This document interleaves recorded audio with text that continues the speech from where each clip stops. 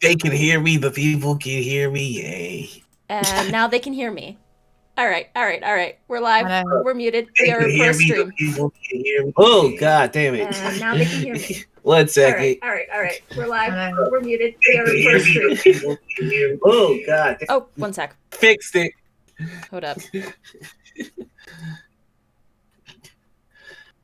Okay, getting there an we go. echo.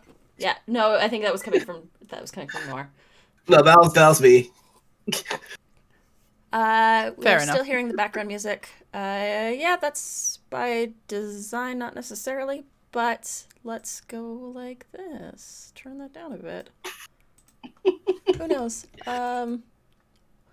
Or just turn it into Carol's whisper. We are a Just to pro be stream. said no again. We are absolutely consummate professionals here, and we're not talking about dicks at all again. You know, I make no apologies for these mishaps. Y'all know what it is. You've been on Twitch long enough. Don't act brand new. Like you thought we were gonna have it work out the gate. Nah. We were actually doing really Mistakes good and for like liking. 3 episodes in a row. We had no tech issues. It's just for some reason this episode was just like all the tech issues. I think it's because like we all woke up late and And I'm hungover a little slash still maybe still a little bit drunk. So yeah. bit. Oh, I know that feeling. Oof. How are we sounding? How are we looking? I can see that we're looking okay on my end, but how are we sounding, everyone? Background music was nice. Good morning, Shinobi. Good morning, Kitchen Bratlin. Um, good morning, spouse Jamie the Jedi. And good morning, Sphinx Roll. Ooh, house. I did not know that. Jamie the Jedi is my partner, and he's in the next room moderating my chat. Hi, Jamie. So Yeah. So, how is everyone doing? How's everyone feeling? We have a guest today, Lydia, or HalfarsedHermit. Yay. It is I. Uh, Yeah. yeah, that's a whole thing. Do you want to go a little bit into about yourself? Just do like a quick intro. Sure. Blurb. Sure. I'm Lydia. I'm HalfarsedHermit, and I have at some point made a pact with an otherworldly cosplay goddess called Charlie. So I'm on Encounter Roleplay a lot. I live there now. Ever since the situation, the pandemic hit, I basically have been doing nothing but Encounter Roleplay and Cobalt Press now as well. woo. And I do tech, I do overlay art, I do character art, I do play games myself, and I do GM games as well. We're, just started a campaign with Noir on Cobalt Press. We Yeah, we're gonna get into that. have a lot of bullshit going on, but that's me. That's me. Yeah. Thank you so much for that gift sub, No. spouse. I love every time you do that. It's like it's just hilarious because it's money that's coming out of my account, but then going back into my account. But only half of it goes back Cause Twitch. because Twitch. So much for pacts with the devil. Hi, Exactly. Twitch. We love you. Oh shit, we got a couple more people hopping in. What's up, y'all? Hey. Oh, it's Hello. Justin. Another Justin. Hello, Doc Rimbo or Justin. Welcome to the channel. Welcome to the chat. Ooh, my back. Your back's a little sore. What Justin. did you do when drunk, my friend? You know what? Honestly, I slept upside down on my couch. Oh no. That'll do it. Like I was going to reach for something, and like I realized that I was out of gas as soon as I reached, so I had just enough gas to like turn over, and I was like, well, "This is it. this how we sleeping," and that was it.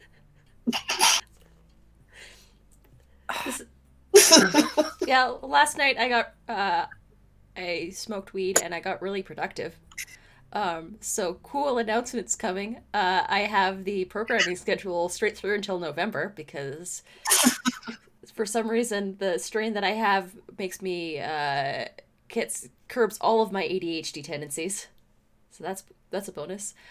We have content. We have content that we're working on. I did the intro for I'm going to be running a cipher system game on this channel that I'm tentatively calling Sixth Age. Don't know for sure if that's going to be the absolute title. Okay, see you in a little bit, Shinobi. But yeah, so I got a lot of productive work done between drunk Justin and high Anita. We combined forces. Thank you so much for that follow, Draku3690. Oh, hey, Drago. Yeah, I got wine drunk. Yeah, and then found a cover of Everything I Wanted from Billie Eilish, but it was a rock band song. And then I cried for 30 minutes. Jesus Christ. That's Are you okay? I don't think so. Probably not. I hate to break it to you, but these are not the marks of a mentally healthy, insane individual. Oh, I told y'all that wasn't me from the get-go. Y'all chose to be my friend for some reason. Oops now on you. Fucking late. Whoopsie doodle, he's crazy. Yeah, I kind of figured. I kind of knew what I was going into because none of my friends are mentally stable individuals. This is just on brand for my life in general. Okay, like just to make it even worse, the reason that I started crying is because I thought of a TikTok idea, and I was like, "This is sad." Oh no! Your TikToks are pretty stellar, though. Let's be honest. It's true. I've got a lot of really good friends on TikTok that like.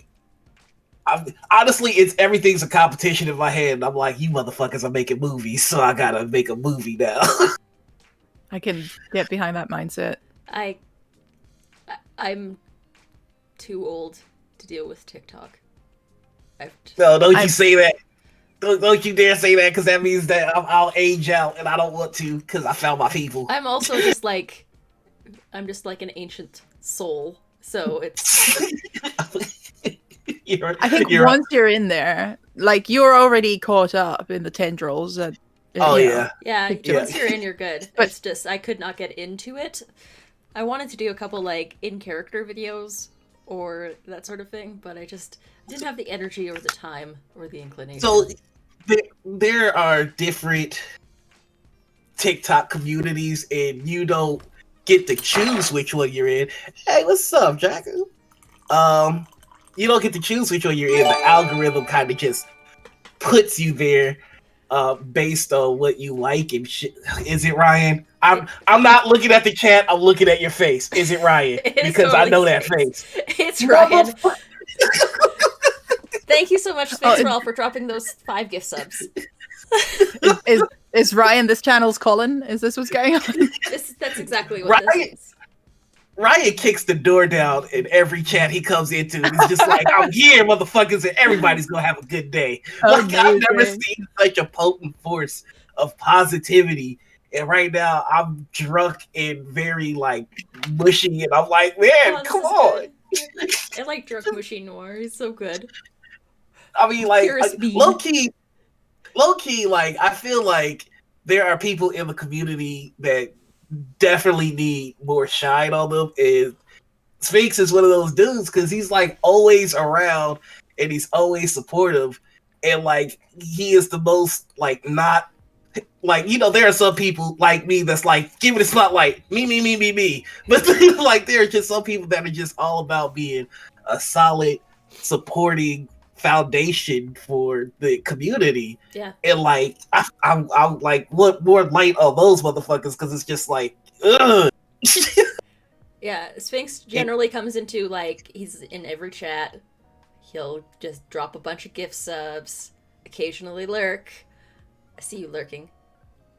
Not to call you out on that, but like, yeah, and it's just like super supportive, like real nice, incredible, and like he's actually like super like active on my Discord. He'll just like occasionally drop like 5. Here's a whole bunch of RPG books that, you know, aren't D&D that you can start looking into, and like just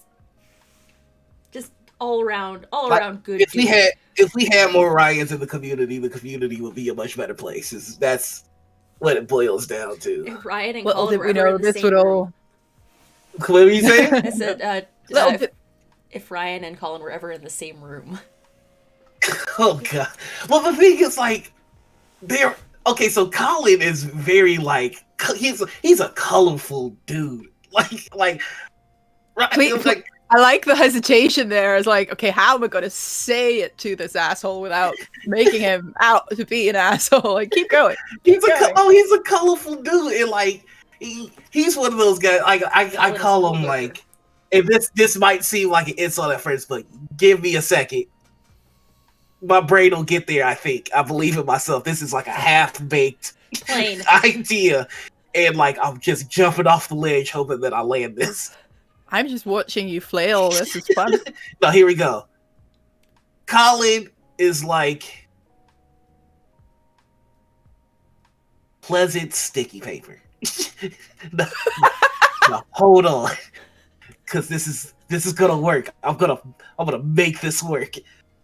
Like you when you end up with a conversation with them, you don't realize how invested you're going to get in the conversation until you're invested.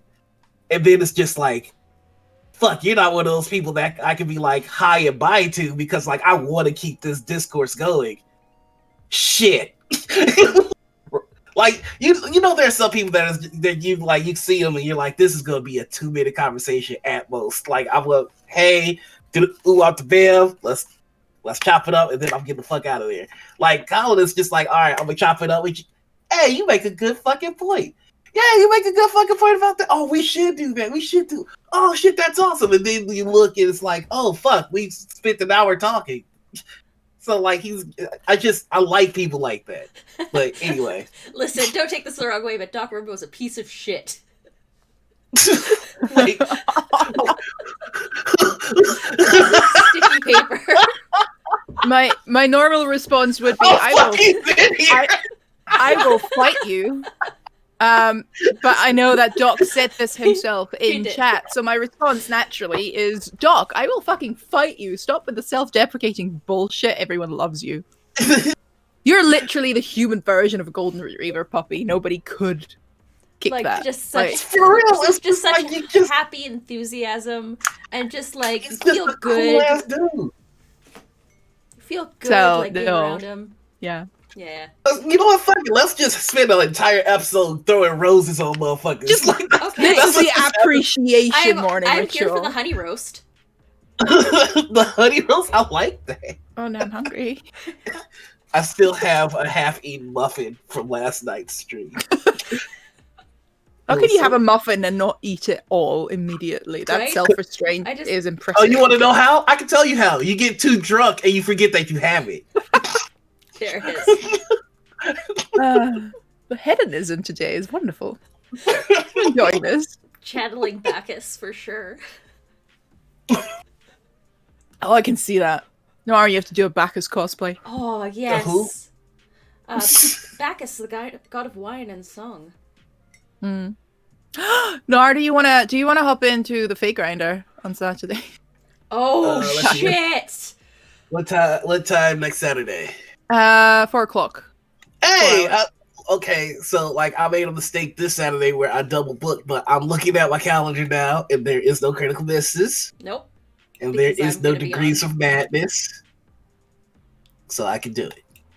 Because we just had someone drop out, so you know, fake grinder. Bacchus Where- who was very on brand.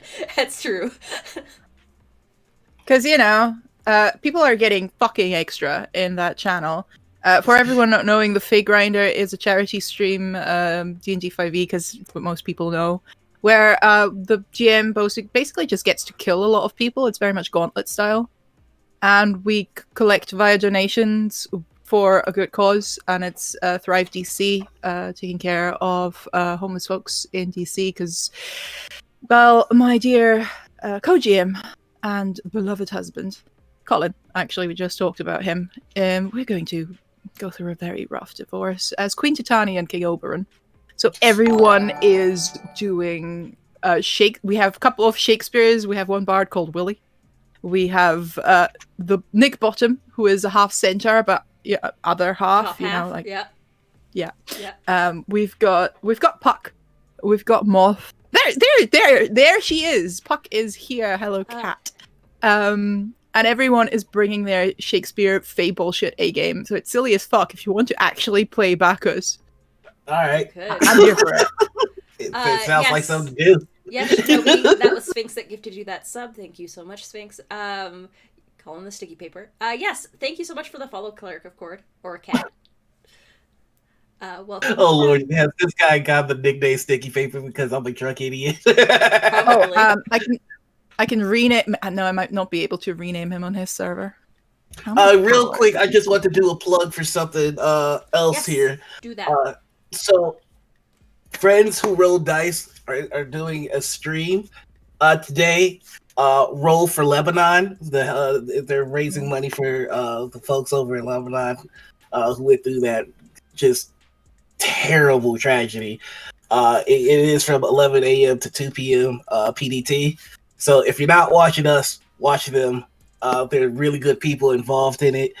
Sadly, I had to back out last second. But you got tons of talented people over there. So give them love, give them shine, and tell them that Critical Misses says hello. Oh. Okay, so like my wire hit a cup right at the end of it. So like Critical Misses says hello, bing. Ding. Okay, sorry. Anywho. But yes. I mean, she know. Yeah, go for it. That's amazing. Sounds like an amazing stream and an amazing charity. And yeah, absolutely go there, spread some love, and drop some money to help fundraise for that, because that's very important. Yeah. Very, very important. Yes. Lots of good causes out there, yeah. Yes, absolutely. There's so many right now.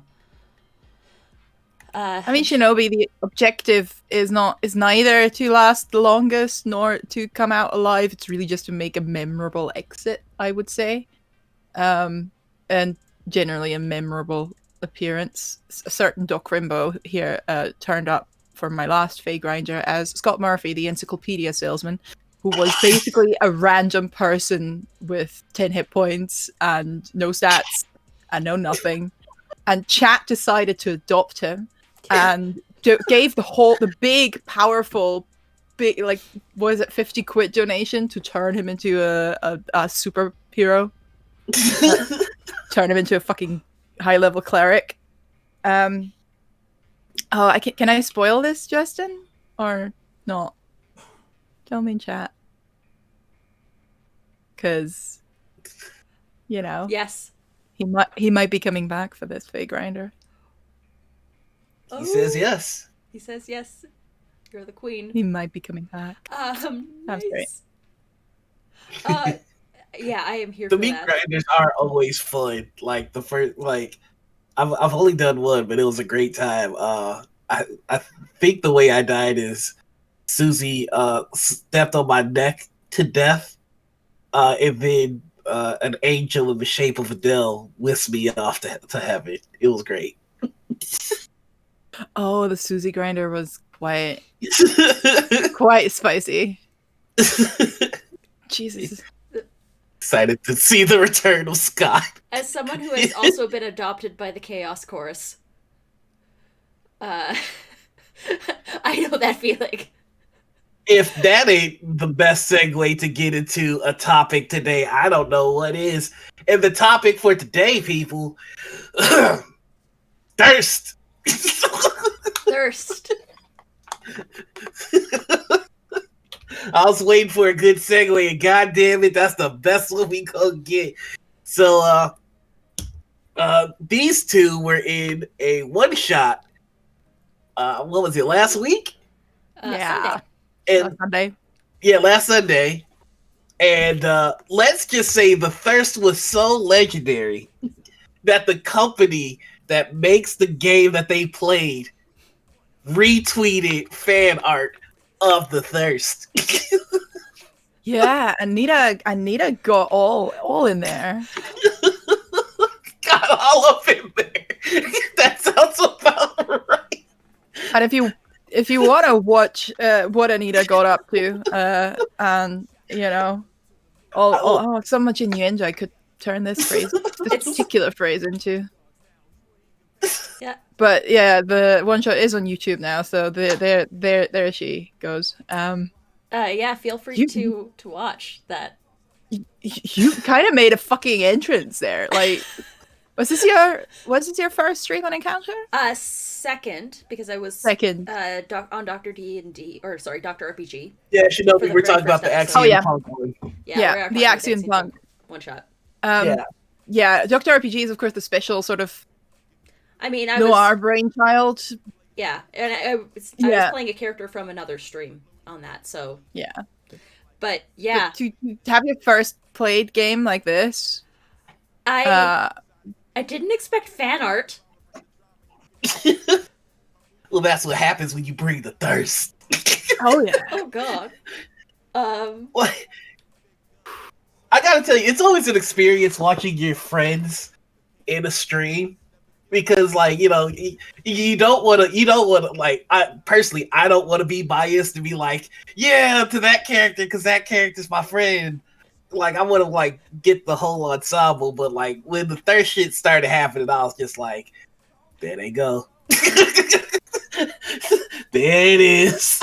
Wasn't necessarily being serious when I said my new wife, but I think everybody jumped on and rolled with it, so it was just like the RP server will always respond to thirst.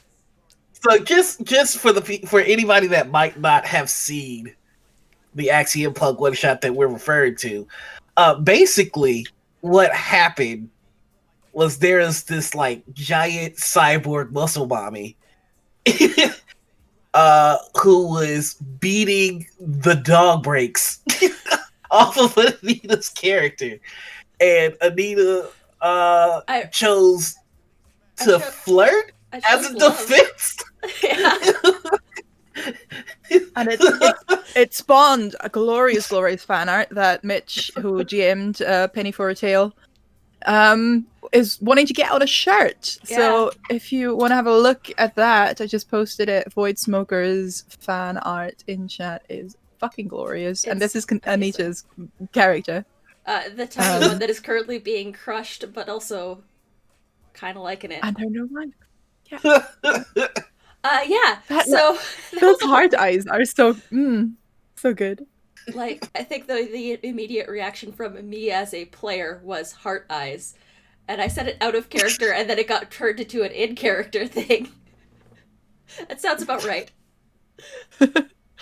Yeah, it was so fun. I had a blast in that game. Like, and it was a mutual crushing. Yeah, it was definitely. I was getting more crushed than the.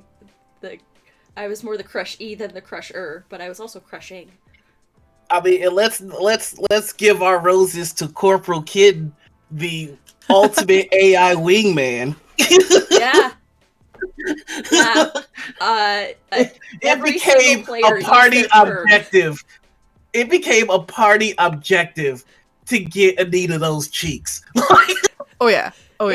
Like every single party member used some portion of their turn to help push this narrative forward, which was like the most beautiful, coordinated, concerted effort that I have ever seen in an RPG. Surprisingly, though, it is the second thirstiest one-shot I've ever been a part of.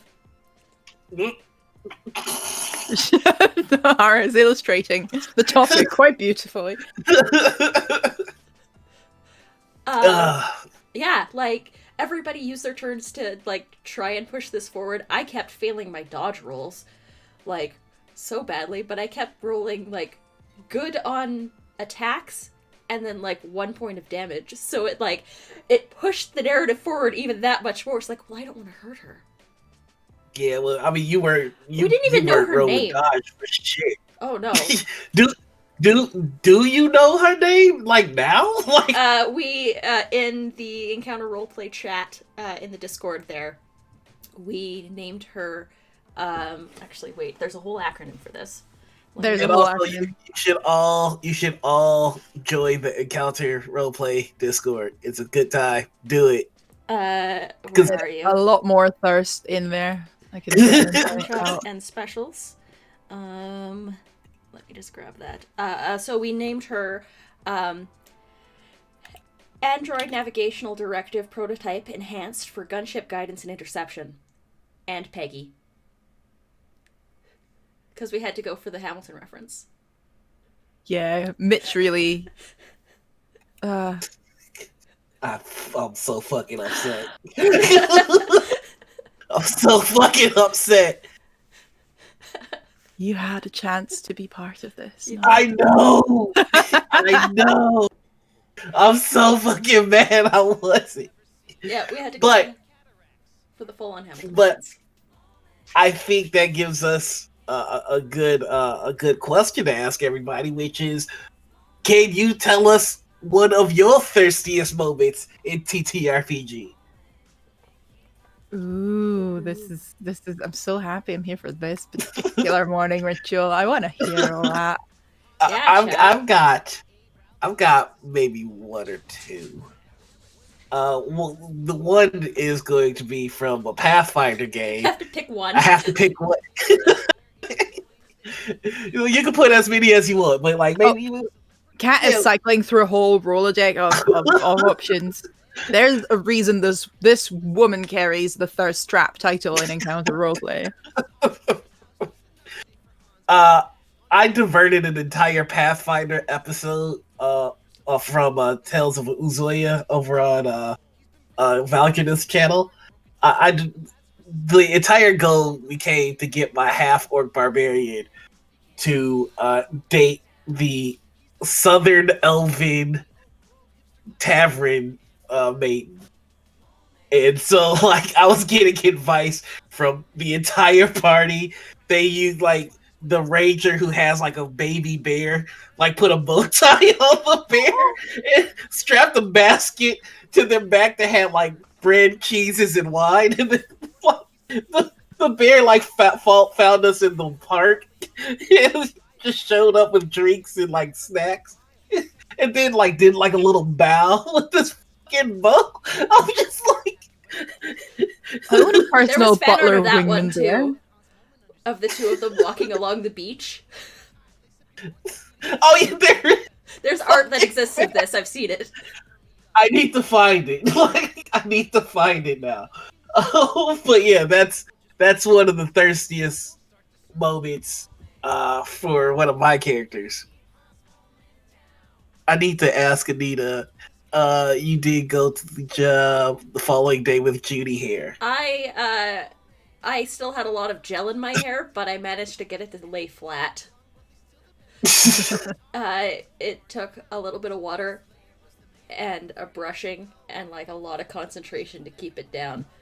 My hair just naturally goes upwards. I should have. You should shut up with the mohawk. Be like, fuck the man. But like my boss's boss has been coming into the office a lot more lately, so like I don't think I could have pulled off the mohawk on my day job. Haven't had any thirsty moments yet. But yeah, it was sheer force of will hairstyling. Things are all we can work on that. So Ryan, join us on the dark side. You have not had any thirsty moments, but thirsty moments have been thrown at you. Now, I need to explain. So I play in a Call of Cthulhu game with Ryan, and it's Clockwork Vines, and we have a character by the name of Cass the Khan, who at the very beginning of our show saw that Ryan's character had a lot of money, and he was a scientist, and so she consistently throws. Quite literally, she consistently throws her titties at Ryan. But his character is so laser focused on just being a fucking reasonable scientist in a fucking party filled with ridiculous people doing stupid antics that he has no interest. And it is the funniest goddamn thing you've ever seen in your life. She'll be like, so how you doing? He's just like, I'm fine. I'm just working on this experiment. So can I sleep in your room? You know you've got like a plant coming out of your neck, right? She's like, that doesn't matter. It's just a wall, like like a cock-blocking wall. It's not that he isn't interested, he's trying not to let us all die. Better men than most. He is a man of character. Principles. That's on Chromatic Chimera, right? Yeah, that's on Chromatic Chimera every Sunday. It's just great because everybody has kind of cranked it up to 11 on the ridiculousness of their character. But Ryan's character is so reasonable and solid that he's like if there's another scientist too that's also this way, so they're like the fucking foundation of this party that's just going to shit. Like we've got this like wild Amazon woman who is like everything that goes wrong. She explains with like some kind of folklore, and then my character. I'm suddenly interested. Oh yeah, she like okay. So they're played by Velvet, and Faye plays them fucking brilliantly. So anytime some Velvet shit is goes so down, good. oh so good. Anytime any shit goes down, Desdemona of its character explains it away like it's no big deal. Like, oh, these vines are moving and trying to attack us. Clearly, the Subterraneans are attacking us because they feel that we're on their land and we need to do something about this. And so my character, who is a published author, is just like, that makes absolute sense, and I'm going to add that to my book, and we need to do something about these Subterraneans. Cass the Khan is played by the wonderful Bella. Okay, so I need to explain this character, and I feel like I'm kind of going on a little too long, but drunk me rambles. So we've got oh my god, for the life of me, I'm blanking on names. I feel so bad. Marty and Ryan, help me. Marty and God damn it, I feel like such an asshole right now. Anyway, one of the characters is like a pugilist, and his husband Marty has a son, and they've pretty much adopted Cass's character. And I forgot why I started talking about this in the first place. Anyway, Ryan's character is the foundation. Sim. He's very reasonable, and it's great.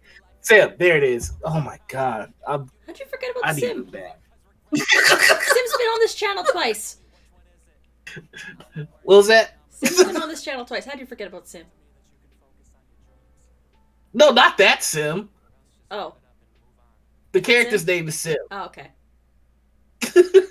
So that's another reason that it's confusing, because there's a Ryan, like Ryan is in that game, and Sim's real name is Ryan, but he also goes by Sim online, so there's a Sim and a Ryan in the game, and when Sim comes to watch the game, we're all very confused. Oh, yeah, that's fair. My changeling barbarian in her Goliath form was being flirted with by a full orc. She ignored him until he suggested that they spar. He flirted while they sparred with live blades, wooing and winning her over. It's now a thing for Calvi and her lover to spar with live blades as foreplay. It's pretty tasty. Jesus Christ. Well, I often ask myself, like, what are we working out when we play these games? Like, what in our psyche are we trying to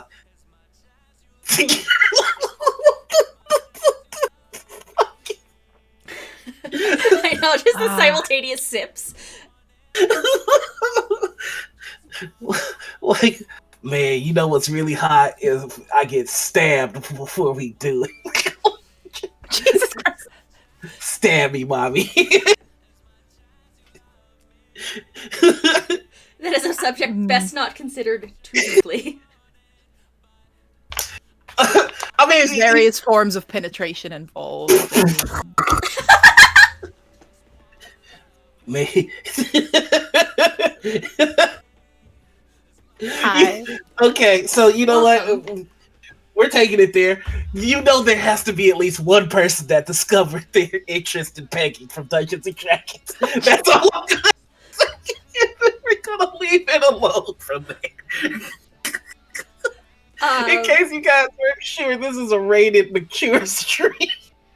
Yes, it is. It is. Good morning, alien. You missed this.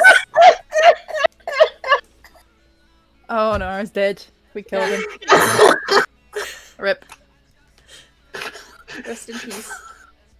I did write a letter to Dr. RPG about other thirst trap, says Cat. Ooh. Oh. Dr. RPG has received quite a few letters about thirst, actually. Mm-hmm. That seems to be a very popular subject. Which, I mean... let's be honest, to take this away from whatever Nara's doing for a second. We talked about that on the Cobalt Press GM advice thing as well. It's everyone, because I asked, it's everyone at the moment who is experiencing a ridiculous level of thirst. And it makes sense. Because what are we doing with our RPGs, right? It's wish fulfillment, it's power fantasies, it's living the things we can't live, like overthrowing corrupt governments, for example. Everyone would like to do that, but also throwing fireballs and killing all your enemies in really gruesome ways without the social repercussions is really nice, at least, in a game. And at the moment, everyone's so fucking thirsty. Everyone's so starved for attention, physical attention, and, sure, then it's not just a fireball I'm throwing. I'm gonna, get things hot and spicy in other ways. I'm about to throw these digits. Cat Hartic. Oh, nice. I just gotta say, Shinobi, you almost killed me with the Warforged call Peggy. But no, that does make a lot of sense. Like, a lot of people are touch starved because we're in fucking quarantine. So it's just like, if you can be an RPG is just a way for you to express and do all the things that you can't do in life. Like, you can't fly, so being a character that can fly is fucking fantastic. And now we're in a world where you literally can't touch people, so touching people is just as amazing as flying. So yeah, I think we're definitely at that thirst point in the pandemic where it's just like, I've been alone for too long. I mean, I'm telling you, if the shit ever gets back to normal, it's about to smell real gross outside. Jamie misses hugs, and he lives with me. He misses hugs that aren't from me. I haven't seen my partner I have seen him twice in half a year, so there's that. Oh. Uh-huh. I want hugs from somebody that's not this person. I haven't seen my partner in step y'all lonely game up. Y'all don't, you think the loneliness is your ally? I was born in it. I did not know physical contact until I was already a man, and by then there was nothing but blinding. Fucking God. Jesus Christ, no. Hugs were the best. Hugs were and are the best. I'm Austrian. We don't really, Germanic culture is not the hugsiest. I miss butt touches. Even yeah, I that's miss actually them. fair. My dad's side of the family aren't very touchy-feely. As German ancestry goes, I think that's a generational thing. Miss head rubs. Oh, head rubs. Yeah. Oh, yeah. That's Austria good. does the kissy. The stream just got sad. Yeah, I know. We've dived into the sadness portion of the stream. We're all gonna cry. Germanic is there walking is them the out thirst. nude. Yeah, there's lots of nude beaches and new things. Oh yeah, with any sort of touching, I've like absolutely consent is the thing. If you don't have consent, don't touch nobody. That said, once you've acquired consent, butt touches is the best form of touching, and nobody could tell me differently. Just my hugs are also very good. Like I give real good hugs, and I give really good handshakes. I've been told. I miss handshaking people. Oh, Lydia and Anita's their stories. Oh. I mean, one of mine. You go first to have to figure out what, because this is all very recent development. I never had much thirst stories, but So it wasn't necessarily a thirsty stream. The horniest stream that I was in was the one that was on Scraticus Academy. It was we were doing it was during the Rotting Shadows run. We were doing a one shot, and it was dinosaur cowboys in space. But there was a lot of talk about tops and bottoms, and switches, and like. If I recall Riding. correctly, half of the players were Half dinosaur riders, and half of the players were cowboys.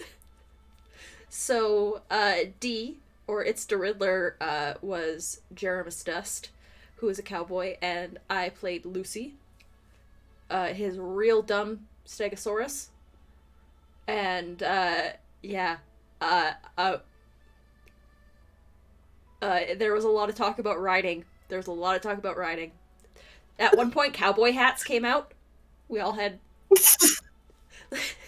just like. I'm still very upset about that. Like, why does everybody have a fucking cowboy hat but me? I was the dinosaur. I was I don't. Lucy. I was Lucy, the dinosaur. Lucy's got a real deep voice, and yeah, it was definitely a yeehaw. There was some. There was also Animal Crossing references. It was real weird. Real horny. Like, yeah, makes a note that Lydia does not have a cowboy hat. I do not. Scotland doesn't exactly do lots of cowboy hats all the time. So, you see, technically, hats are to shield you from the sun. Cowboy we hats don't do sun. No, that's true. Sun really isn't a thing. No. Occasionally I see that big fiery ball in the sky hiding behind clouds. I'm like, as a Texan, this offends me. Stay there. I am from the Texas of Canada. And I say that in the nicest, meanest way. What on earth is the Texas of Canada? The province of Alberta is essentially the Texas of Canada. Oh, yeah. Angie has told me that before. That's true. Yeah. Very conservative. And literally the city that I'm in is known for a rodeo that happens for 10 days out of the year. Everybody dresses in their best cowboy cosplay.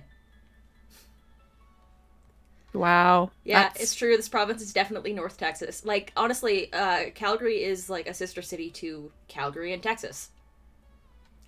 Wow. Hello, Tara. My dog wants attention. Oh, pupper. Draki. Let her into the garden real quick, but if you want, we can take a quick 10-minute break. Well, sure. You let Pupper out. Yeah. So yeah, we'll get more into this in like about 10 Hold minutes. On. Oh. Yes, Pupper. Pupper. You can see her. Yeah, you can see her. Oh, there it is. So adorable. Okay, so we're gonna just take a quick 10-minute break, and we will be back pretty shortly. Yeah, Calgary's a sister city to Houston, Texas. Okay. Yeah, and a lot of oil companies are up here too. But anyways, we will be back in about 10 minutes. We will see you on the other side, and we might get into that guy. That is the that guy portion. That guy portion. All right, we'll see you in a bit. Also, my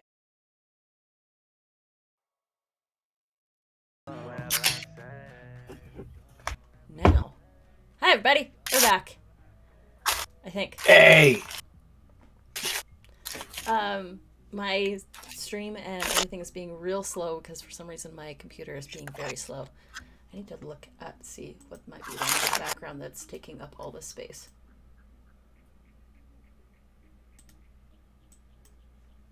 Hi, everybody. Hello again. Hello again. Shinobi, I hope everything's going well for you. Sorry to hear that you're feeling down. Yes, that does explain a lot, Alien. Yo, Shinobi, you need us to fuck somebody up for you? Just say the word. Wherever they at, we'll make it happen. Are we at the fighting portion of Drunk Noir? I think we might be. I don't know where that came from, but I like really want to fuck somebody up for making Shinobi sad. No. Did create a hard character based off of Gerald Levere, who sings that baby making music for people. Cannot sing myself. Haven't had a chance to play him yet. A bard character. Yeah, bards. I mean, there's a problem. Bards are great though. I love bards. You don't have to sing to be a bard though, right? No, that's true. You don't have to. Oh, next week's your birthday. Sad one because your dad and grandpa. Oh, I'm sorry to hear that. Oh, I'm sorry about that, man. Birthdays are always tough. Like, or any sort of anniversary is always tough after you lose someone. I know that sadly from experience. But yeah, I'm sorry to hear that. But happy birthday. Try to, we're around if you don't have to feel guilty for enjoying a birthday a little bit. Like, please don't let that memory taint it. I know that's super hard. That's just easy to say and hard to actually do. Yeah, but I'm sure both your dad and your granddad would actually want you to have some fun. Yeah. In their honor as well. Exactly. Yeah. As someone who's also lost people, like, I definitely know that feeling and how hard birthdays or anniversaries or, like, even holidays are when it comes to that sort of thing. But feel free to reach out if you need to talk. I will listen, generally. Yes. Now we're on the sad portion of the show again. So, shall we return to Thirst? Return to Thirst sounds like the best one-shot name of all time. Because, oh boy, do I have something for you if you want the Thirst. Because Kat reminded me in chat, my Thirsties game off stream in this case, and thank God it is is it recorded? It is recorded. We have clips and they are beautiful. But thank God that was not on Encounter, because that's a reputation I'm not sure I can work with for the rest of my life. I don't know. Hot librarians. Hot librarians. I can recommend playing it with friends, with people you know, with people you trust, because oh boy, does it escalate. Oh boy, does it escalate.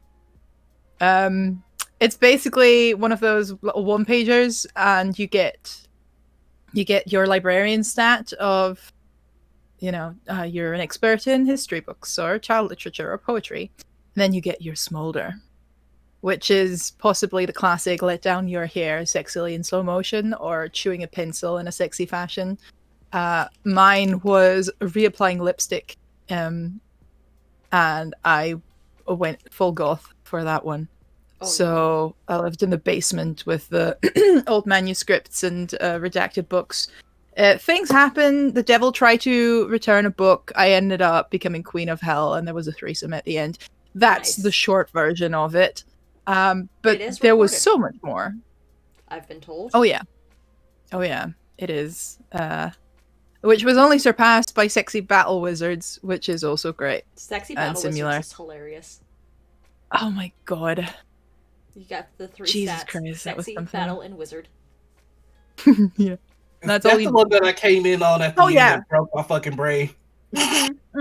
Stoned Noir decided to drop in when everything was already in full swing, and swinging is the operative term. So when that happened, we all had build up for that. Noir, I just walked in and it is just fucked. Like everything is just fucked. And I'm like, what is, like, Colin says something like, I blocked the spell with my chest hair. And I'm like, I'm in it now. Like,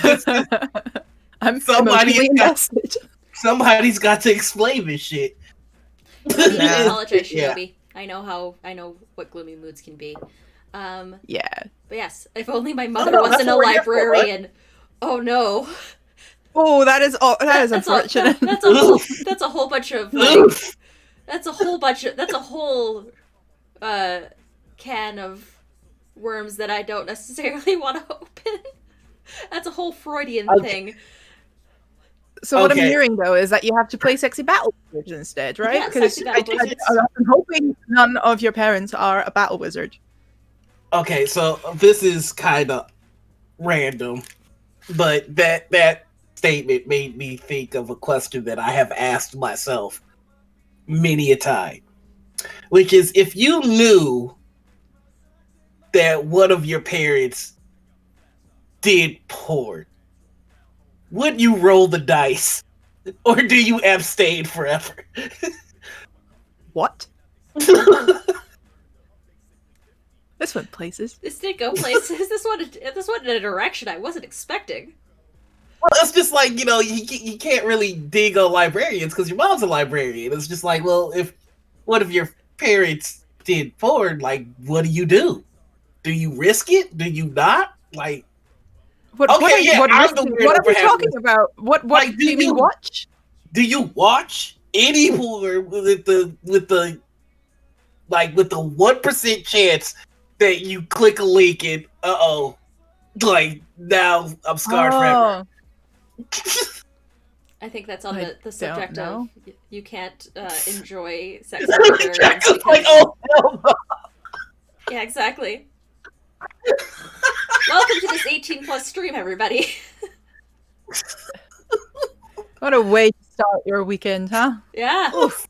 Yeah. I'm not gonna apologize for this. No, it's a good question. Jesus Christ. Oh, Papa's feet.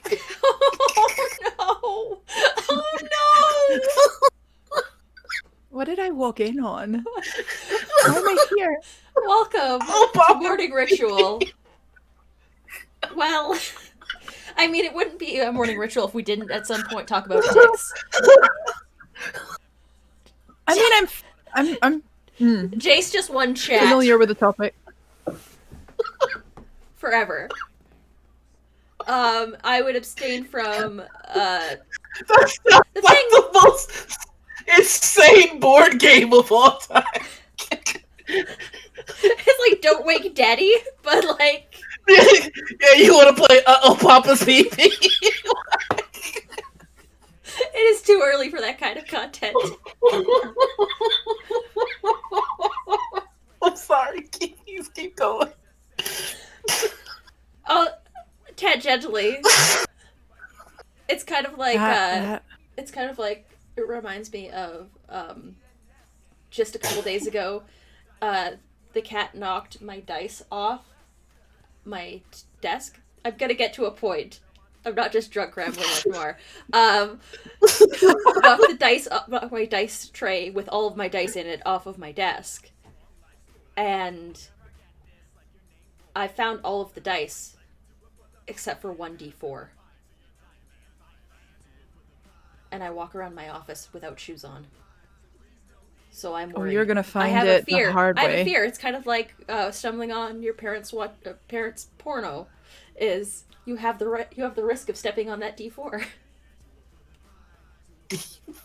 So Draku has a story in chat. Oh, that is a story. Oh God. Funny story adjacent to this kind of. My mom accompanied my friend and I to a movie set, and Ron Jeremy was there, and she got so excited, so much so that she went and said hello and shook his hand, and immediately called my dad and told him, "Oof, oof." I don't know if that's better or worse.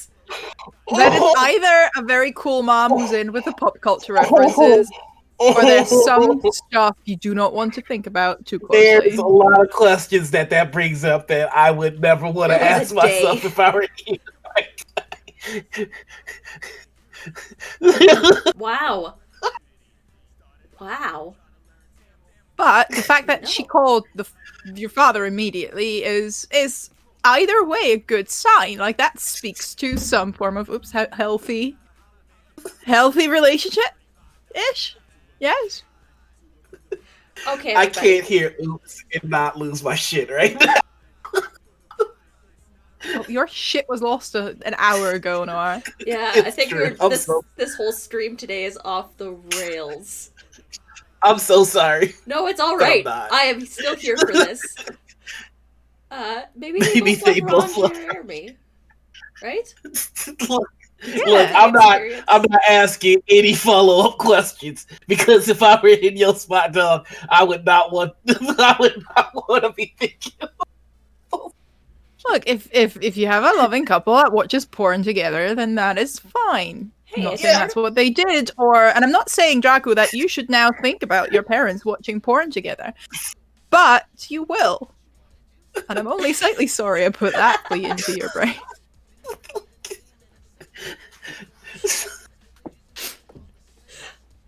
You know what? I completely forgot how we got here, but I'm almost 80% sure it's my fault. I think we traveled on Route 69. Nice. Nice. Nice. Oh god. Welcome so we to should probably Welcome to move this forward. journey. Like, I'm really trying to think, like, how do we go from thirst to... Oh, right, because the dumb question. Yeah. Yeah. Okay. Yeah. Is this Honestly, I don't think I'd have the willpower to abstain, though. I think I'd take that risk every day, every time. We all knew that this wouldn't be the stream in which we reclaimed our dignity, because that assumed we even had it to begin with. 60 nice. Okay, that's a shirt. That is a shirt right there. 60 nice. Oh dear. Oh my god. So talking TTRPGs again. Yes, that is a theme. That's a whole theme for this show that we're supposed to be talking about. Let's talk about dark magic for a second. Deep magic. Deep magic, sorry. Deep magic. Oh. Yes. Let's go deeper. Yeah. Boy. My goal has just become to not let Noah recover from this, and every time he attempts to become a responsible, reasonable, sensible human being again, you know, I'll have to nope that. That's actually speaking of thirst, because a lot of people are thirsting over Noir's character. Going deeper with yes. A lot of people want to get bit, which is weird, man. No. I'm not gonna lie, I had feelings. There were feelings. Oh, what are they? Do tell. My heart went a little doki doki. Oh, anime. Okay, I'm out. Like, it's very strange because I usually play shaming like me now, Noir? Says Alien. Yeah. Kink shaming is my kink. My kink is kink shames. No, it's weird. I have received thirst messages because of Lorenzo. I've received them on the Twitter and the TikTok, and it is an experience. Because I look like this 24/7, but then like I look like Lorenzo a little. Look at this. You see this? This is a mess. But like. But Lorenzo, like I guess, I mean, the dude looks all right. I mean, Lydia's art is doing half the work there. So like, so it's just like, you know, it was weird getting messages. I was just like, this must be what Gabe feels like all the time. Everybody, put some love in chat for Noir Enigma. He is a handsome dude. He is. I told you this yesterday evening. I have a friend in Canada who is absolutely not in the RPG scene, who does not know who Gabe is, who doesn't give a fuck about that sort of stuff, but trying to support me every now and then. I showed her a clip. And out of these 4 people, sorry, Draco, you are adorable, but the thirst went into that man's direction. So I think the words hunky were used. Oh my god.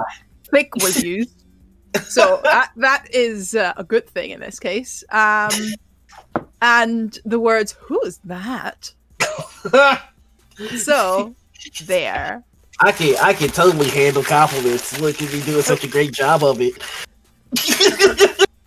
I'm killing it. Your cosplay and costumes only accentuate what you already have going on, right? Thank you, Alien. Yes. Also, it's the voice. Let's be honest, that voice does things to people. Oh god. I haven't. You started that voice. That's the Rin voice. Oh I my can't really God. react to it because, like, in character, that's the same voice that he uses for Hal Said or Rin Lethalis, who I've Fair. played in a game with him before as, and, like, we were, like, almost a brother-sister dynamic, but, like, a little bit weirder. So I can't react to that voice as much, but it still does things. Like, even like God, when it's he was just- like there was one part where when we were in Company of the Grey Wolf, when I was just like he was telling my character that I needed to make the decision to like which direction to go, and I'm like, oh, you're putting this on me now, and then just yes, I am. I was like, oh shit, that did things to me. Yeah, like- I didn't know he was going to use that voice until we had that first scene with the Mistress of Stars and Shadow, who's the headmistress of that magic school. And basically, it was a one-on-one with the other party members out, and he had gotten into a bit of an altercation with other students, and she was sort of trying to figure out what happened, and then he used that voice. I'm like, I can't be very start. Okay, I did not know this. I'm on stream. Okay, back. Because you also told me that you always play the comic relief characters, and I'm like, that is not a comic relief character. He does that So, though. like- He sneaks comedy into like even the straightest laced characters that he plays. He sneaks like just a little bit of comedy in it. I kind of Yeah. grew addicted to like doing the more broody, edgy characters after playing Rin, but I find that there is a way where you can play those type of characters without being the annoying edgelord that people tend to be when they play those characters. Yeah, you can be edgy and no annoying edgelord. There's you know. And There it works are for ways gold. to do it. Like I Alien mean- says, I won't lie. The king you voiced from the Once More with Feeling one shot had me whipping the fainting couch out and fan out. I missed that one shot. That was a fun one. It's like That was that a voice. wonderful I'll be in my bunk. Oh, good. Well, I mean, like, there's some really cool characters in deep magic. He can't handle it. He's blue screening with all the love that you're giving him, Chad. Yeah, adorable. So we've got this adorable rat lady. Picklefish is so cute. Picklefish. Picklefish is, I will protect Picklefish with my whole heart, and all my life I will lie down and I will die for them. That is the immediate reaction you have to pickled fish. Honestly, there's no way around it. And then the seed stealer, the only, our moon cleric Phoebe. Just think about it. Think about it. Think about it. Think about it. Savvy is making this into honestly, I can see me planning a whole campaign of interesting magical things to promote the new Dark Deep Magic supplement with all the various No, it's gonna be just a love fucking triangle. Everyone's thirsting over Savvy. Well, their character. Okay, The but tell moon us about cleric. this adorable rat lady. The rat lady is Pickled Fish is an entropist. So she is she was adopted first by dwarves just because she was too damn cute. Honestly, So she was pure. supposed to go to jail, but she was too damn cute. And then did some tried to learn some ring magic, but it wasn't for her. Then things exploded. And Hashtag too now damn she's trying to learn more about why things explode constantly around her, and she's so sweet. Too damn cute is going to be your hashtag. Yes, Draco. Yeah, too Yeah, damn because cute. she thank is- you. And, She's played by like, Draco in chat. Yes. Like as soon as like the Picklefish voice is like just freaking adorable because it's just kind of really cute and small and mousy. And we didn't know it before either. They know. fucked me up with their voices so bad. The voice is just real cute. Real cute. And like and just like almost there's like almost you can see like the curtain sort of lifting a little bit, that there's like a little bit of that tragedy, that tragic backstory, but like she wants to make things for her friends and like give people gifts and like, oh, I didn't know the voice before 10 minutes before you joined the green room. Wow, impressive. I think that's one of the things that's very exciting about this game, which is everybody gives a whole fuck about the game. Yes. Like, and so like somebody will add a new layer to shit, and we're all like, well, we've got to do that too now. Like, and it's not in the poisonous competitive way that some games can be. It's more like a lovey-dovey kind of like, oh, okay, we're gonna do costumes, then let's do costumes. Yeah. Like, oh, we're gonna do voices, then let's do voices. It's just everything keeps growing and it's fun. And then you get to see like it become like this big mammoth thing, and Lydia's face is just like, fuck. And like once we get Lydia to kind of go, fuck, that's when it becomes like that's the seal of approval for me. Like it's like, boom, we broke her. Pickle spoke and the whole chat squeed and melted. I watched the VOD for that, and yes, I squeed and melted. It's like drawing drawing your face and putting different voices in the mirror. I've been there. It's funny because I mean, obviously I pick people I know are great role players. But when you have 4 great role players who are here for the story, there's also always the danger of, trying to hog the spotlight, trying to be the star, be the protagonist of a game. And none of you fuckers are doing that. You're all so supportive of each other. So, like, you're just so good with other people's time.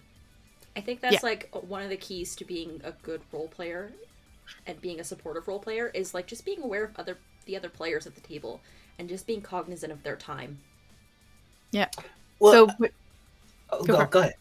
Okay, when someone has a scene, everyone will do their fucking best to support that scene, and everyone has similar wavelength and a similar sensitivity for, well, this is becoming a scene, and will immediately put themselves into support position somehow.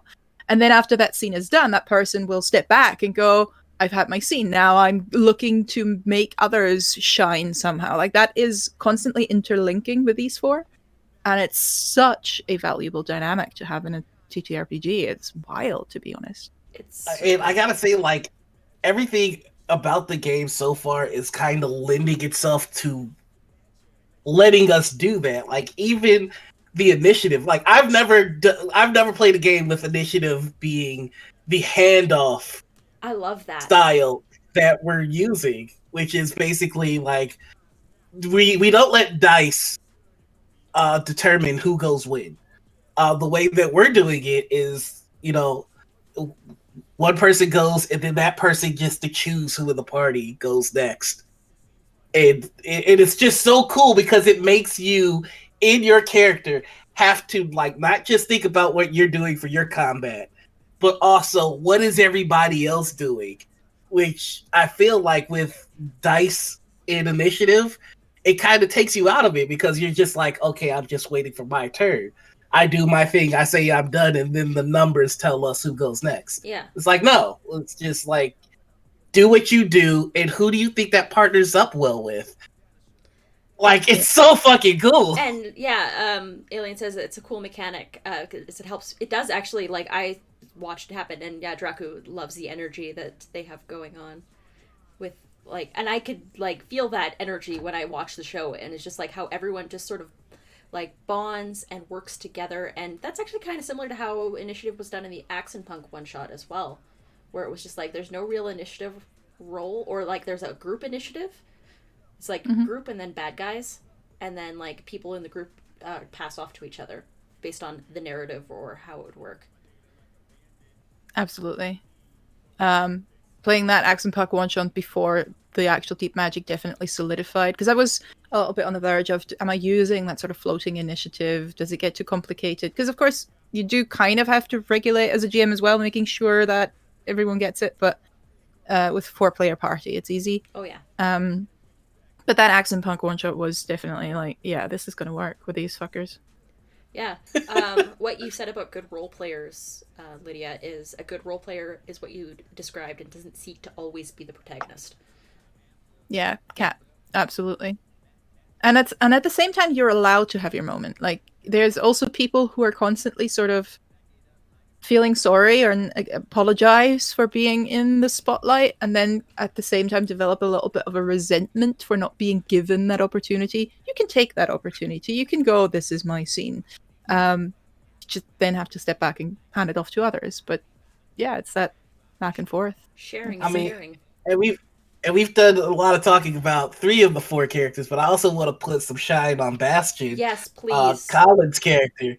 Colin is, again, the dude is fucking amazing in the sense that he's playing this guy that is so charismatic and so of the people that it's like with these kind of characters, you usually get people playing them in such a way where they're almost invincible, like not to physical damage, but to like emotional shit. They're like, like it's kind of like you're Scanlan. Like with Scanlan, a lot of the times you don't see the damn bursting until what's my mother's name. Like and that can either go over well, where it's just like, oh wow, they were smiling and laughing the whole time, and we didn't see that they were hurting.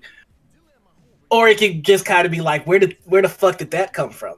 But with Bastion, it's just like he's confident. He knows people. He knows how to talk, but you can tell that dude is hurting.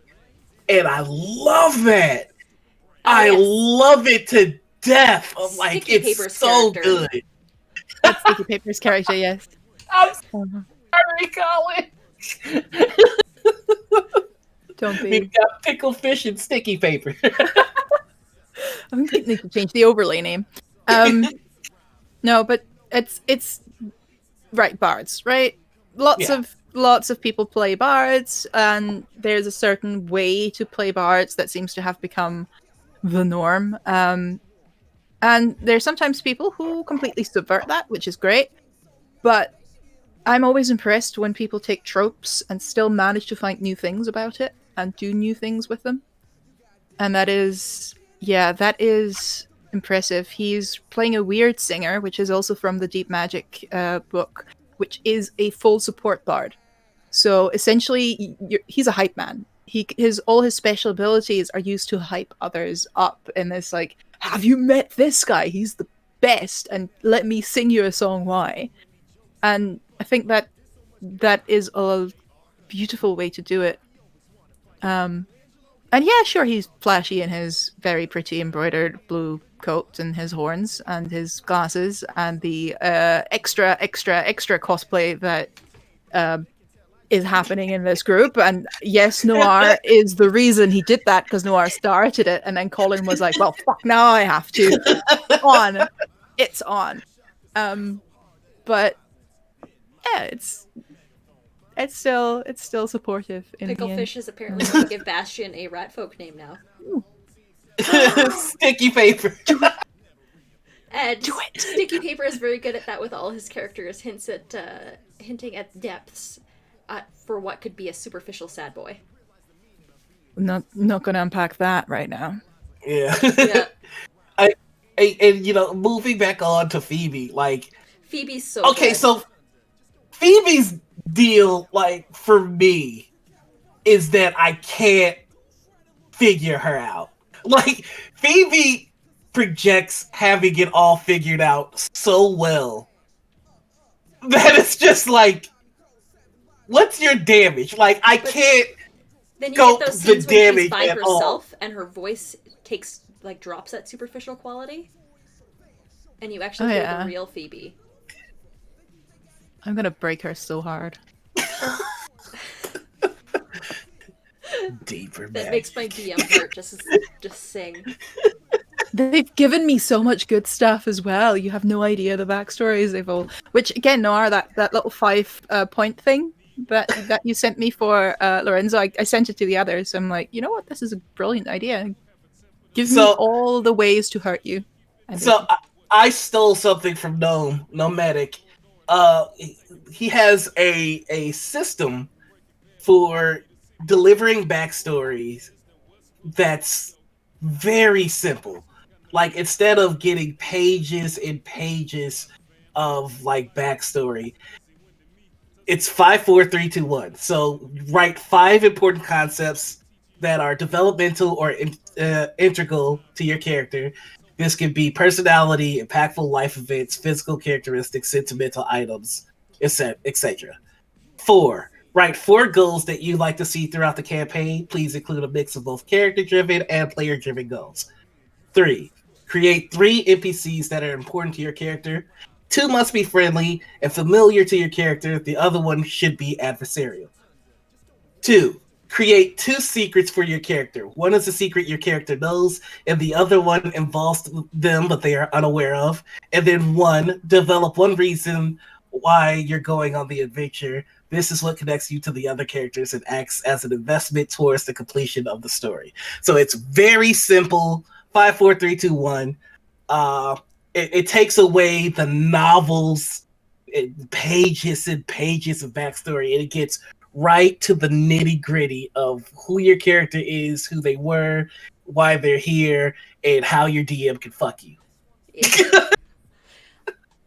Just check the art for the characters. Yes, Lydia is a fantastic artist. Like, yeah, for real. Yeah. So Thank good. you. So good. so good. And like your overlays are always fantastic, and like I'm working on getting there. Is there a link where someone can find the 5, 4, 3, 2, 1, Justin? Is there a link that you can throw in chat? Please do, because that's good stuff.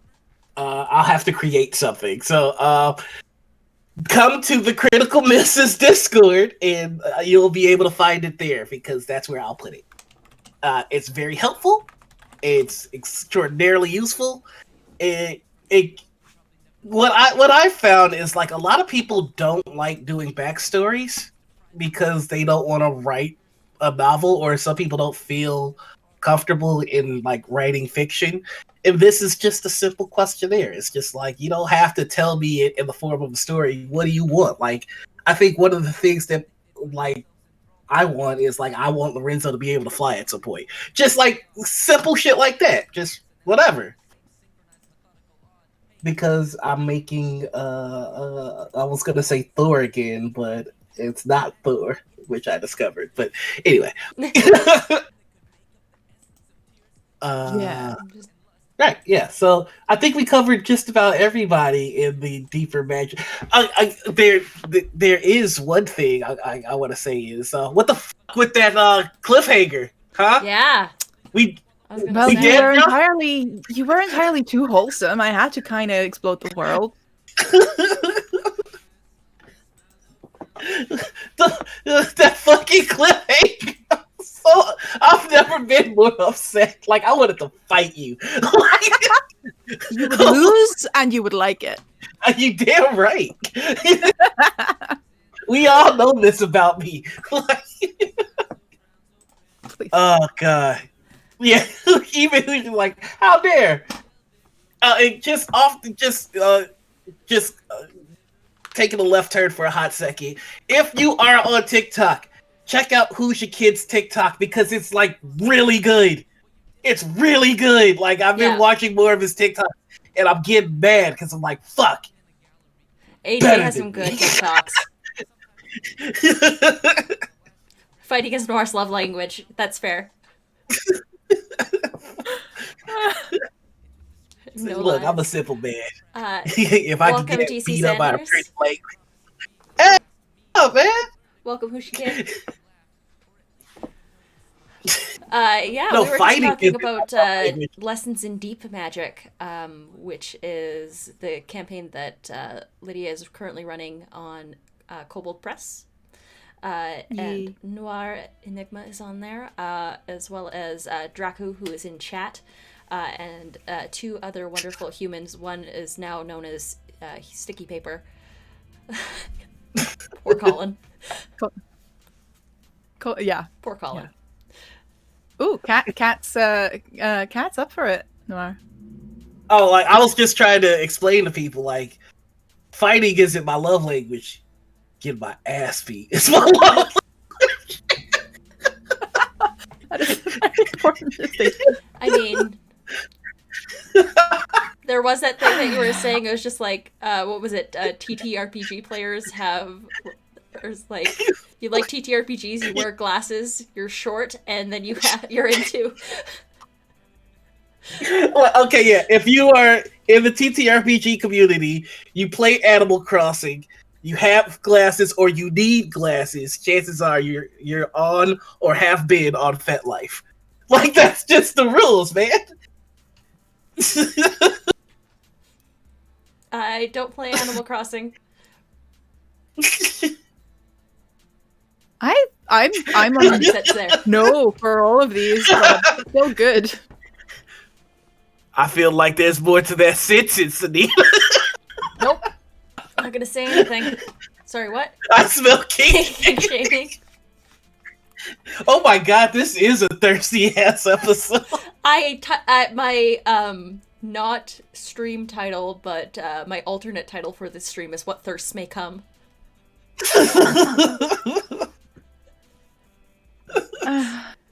We do own Animal Crossing. That's true, Jamie. But you've deleted your island 4 times. God, It got real quiet up in here. a lot of people feeling called out right now, and like as soon as we start this conversation, we get more viewers. Like, what the fuck? I love this. You sick freaks! Because everyone's here for the thirst, let's be honest. Somebody put out the thirst signal. It's just a fucking glass of water in the sky. Oh boy. Oh boy. Oh god. So yeah, so speaking of thirst, like Well, we're on the subject so of thirst. I like just going back to this, like yes, there are people that feel a type of way about Lorenzo, and I have gotten the messages and I don't know how to reply to them. So I've replied to one with like haha cool in the thumbs up emoji. and I'm pretty sure that is like the worst reply one can give. So just in case y'all want to see where my flirt game was, The there you bar go. is so low. Well, now my goal is to create an NPC to shamelessly flirt with Lorenzo to see how he can, how Lorenzo reacts. Now that we know Noir, No, we know Noir's flirt game. Well, yeah, we'll or the barely existent flirt game. Let's see what happens if you channel that Lorenzo voice and broodiness and Yeah. Kat the would like cape. to volunteer.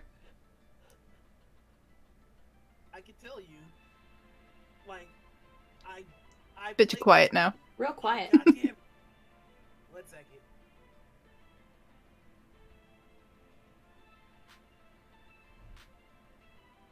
Okay, how about now? Still a little. Works for me. What I was saying is, I play socially inept characters because socially inept. Like, I don't have any social skills. Could have fooled me. Like, I've really. got like a good 5 minutes that I can cycle of being socially confident, and then it runs out, and I need to take a break and run. Well, we have 16 episodes, so buckle up. We have. Uh, You've been doing this for like a month and 2 months almost. We've been doing morning ritual. Like, you think Just you're okay. I rambling. think you're better than you give yourself credit for. That you can hold It's a just conversation. It's just rambling. Rambling and panic. And that's what I run on. Just play what you know. Play what you know. Exactly. Oh god. god. So, do we think we're I think I'm Yeah. I'm just trying to figure out. I can relate. Not really well social. It's easy to blend in. That's true. That's kind of like one of the things that I was talking about the other day is like the misconceptions that people can get from online personas is I am an awkward bean. I am socially awkward. Like, it'll take me a while to warm up to people generally if we meet in person. 5E Avatar The Last Airbender homebrew thing. Last of the Blazers? No, I have not seen that. Nope. I have not seen that, AJ. Sounds super interesting. I want it. That does sound very I want to interesting. play. I want to be in the Water Tribe because they're the best tribe, and I won't hear anything else.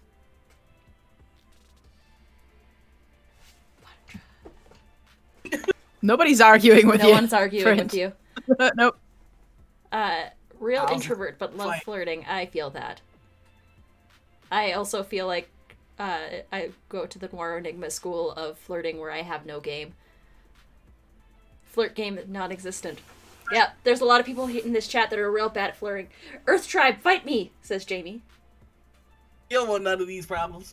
Every time I try to flirt, I feel like I'm doing somebody a disservice. Like, I feel like if I'm like, hey girl, how you doing? It's the equivalent to go fuck yourself and fuck your dog too. Like, it's just, that's how it translates in my head. So it's just like, hey girl, how you doing? I'm so sorry, I didn't mean, man. You want to go out for drinks? My bad, I shouldn't have. Like, You guys need therapy. I'm well aware. my shit.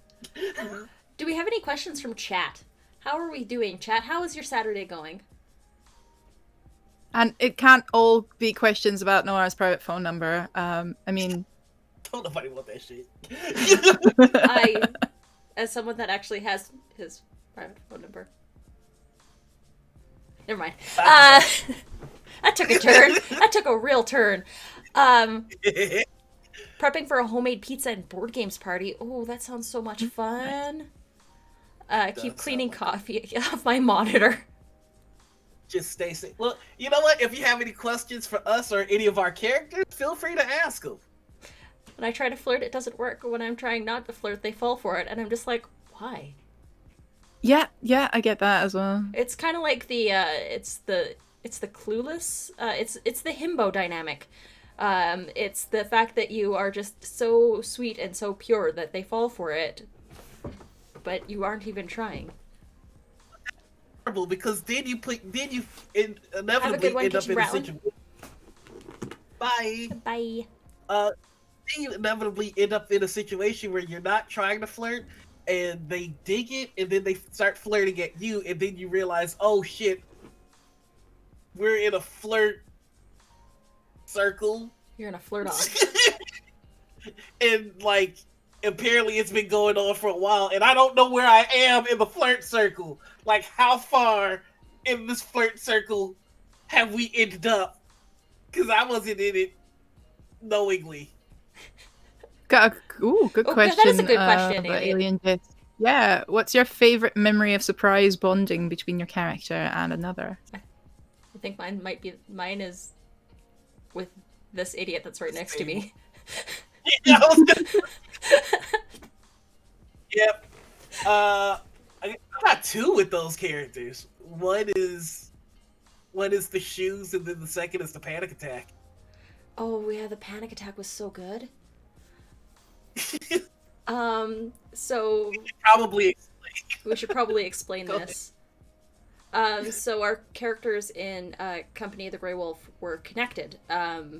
My character is a wild magic sorceress, and she was level 1, got taken away, abducted by his people, who are Okay. Shadar-kai. So they were pretty much in a Shadar-kai death cult. And my character and his character got paired together because his character was supposed to be my guard, watching me at all times as I was held captive for like 13 months, I think. So there's like a little bit of Stockholm syndrome, like kind of a toxic start to the relationship. But throughout our session 0, we were like, we would talk back and forth, and it was just like my character would do most of the talking, and it was like pretty well. It's just like, I'm going to annoy the fuck out of you because I can't get out of here. So this is your life now too. It was awful. It was pretty awful. So it was like, well, I don't know my name because I'm a full amnesiac. So my name is Odd. This is what people call me because this is what I am. This is who I am. And I'm like, who are you? And he says, it's not important that you know this one's name. In like in that voice that he does for Lorenzo, it's the same voice. I'm just like, every time. And I'm just like, okay, sure. And as we go through the one shot, my character eventually is brought in to be a sacrifice to help resurrect ancient, powerful wizard. But she ends up wild magic surging and fireballs the entirety of the room and everybody in it. Nice. It somehow survives at level 1 with 9 HP.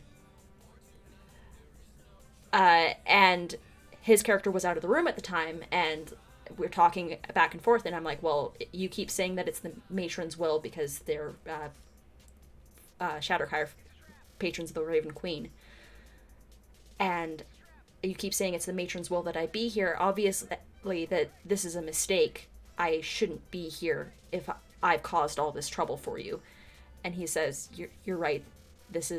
You shouldn't be here. I'm like, okay, well then get me a fucking pair of shoes. Because they took away her shoes at the beginning of the game. She had no equipment. So she couldn't run away. It's like, well then make me some shoes. And just like, he's like, hold on. Like, out of character, hold on. My character is a cobbler. Because monks decide that they can pick like one proficiency. Weird like art thing. So I took cobbler, not thinking it's gonna come of it. So she's like, make me some shoes. And okay, so I said get me some shoes. He's just like, I'm a cobbler. Like, I'm about to make the shit out of some shoes. But like, high on those shoes. It was like 27.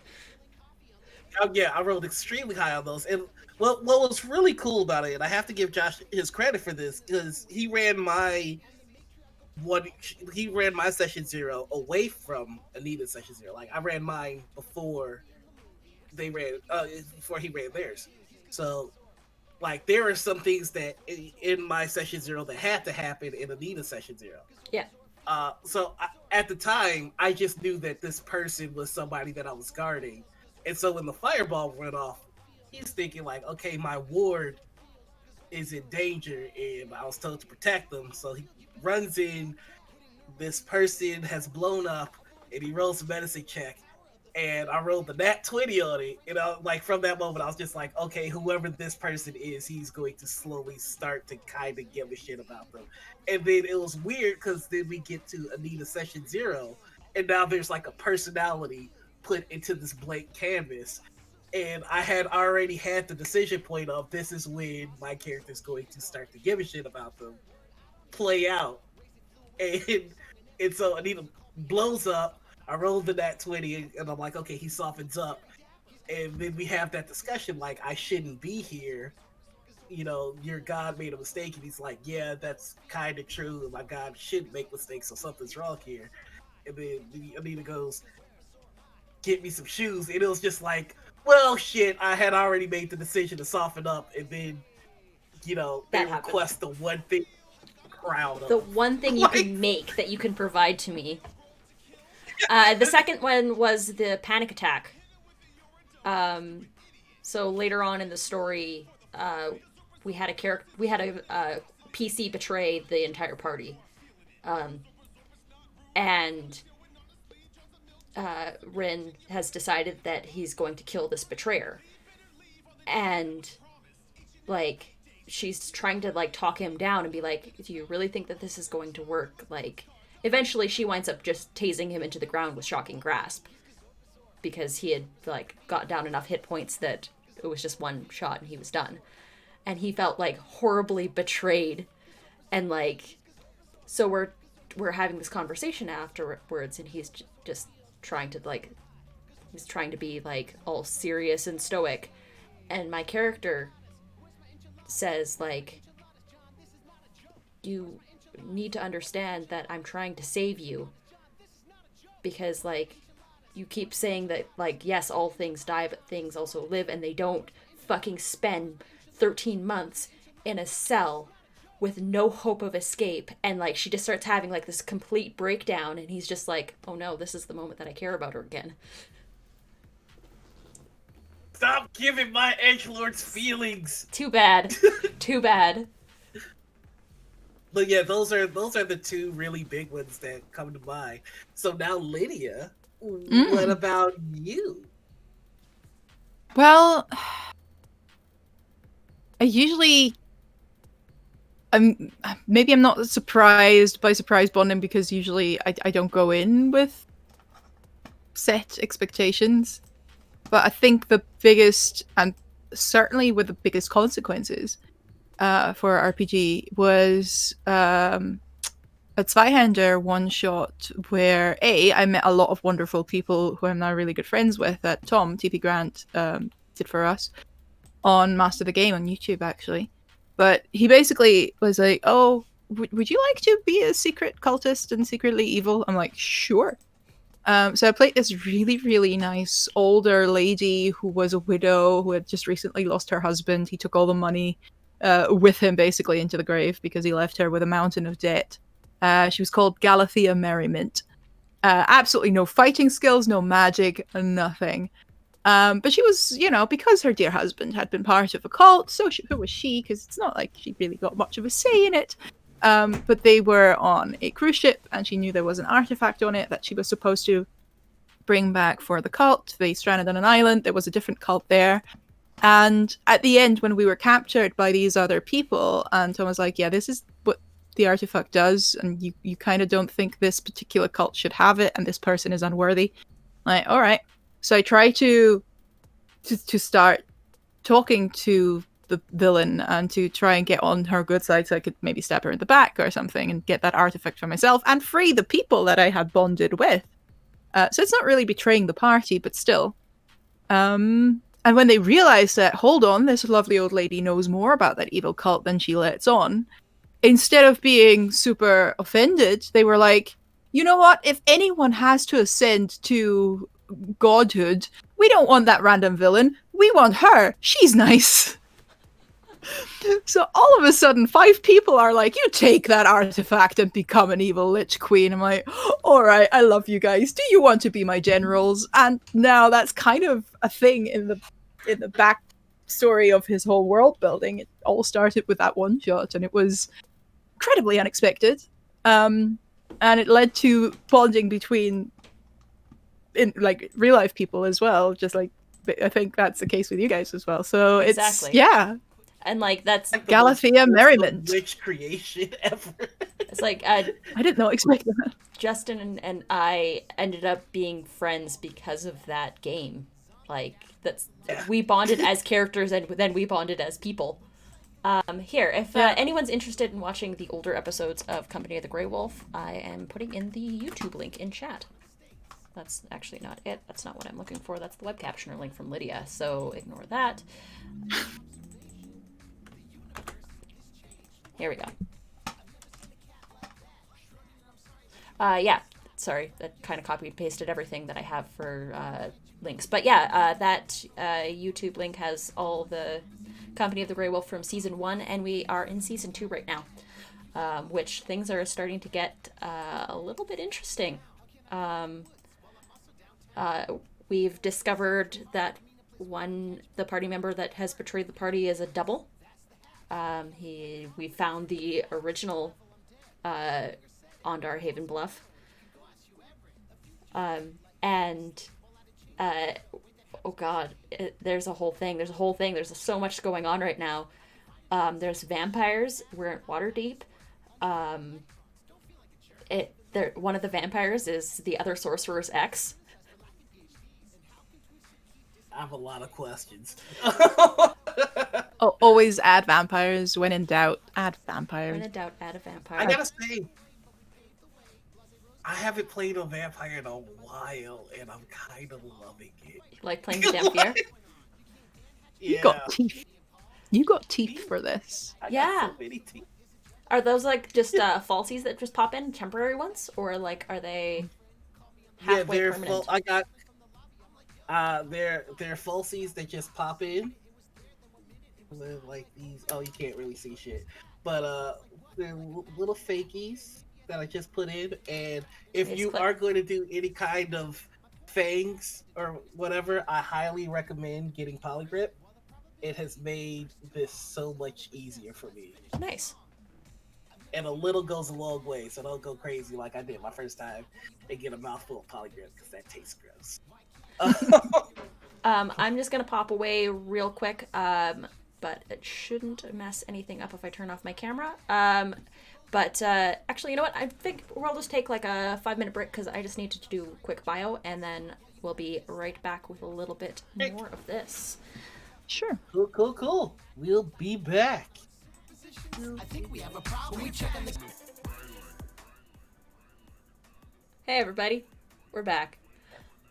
And we have a new special guest. So extra. We have Lorenzo from Lessons in Deep Magic.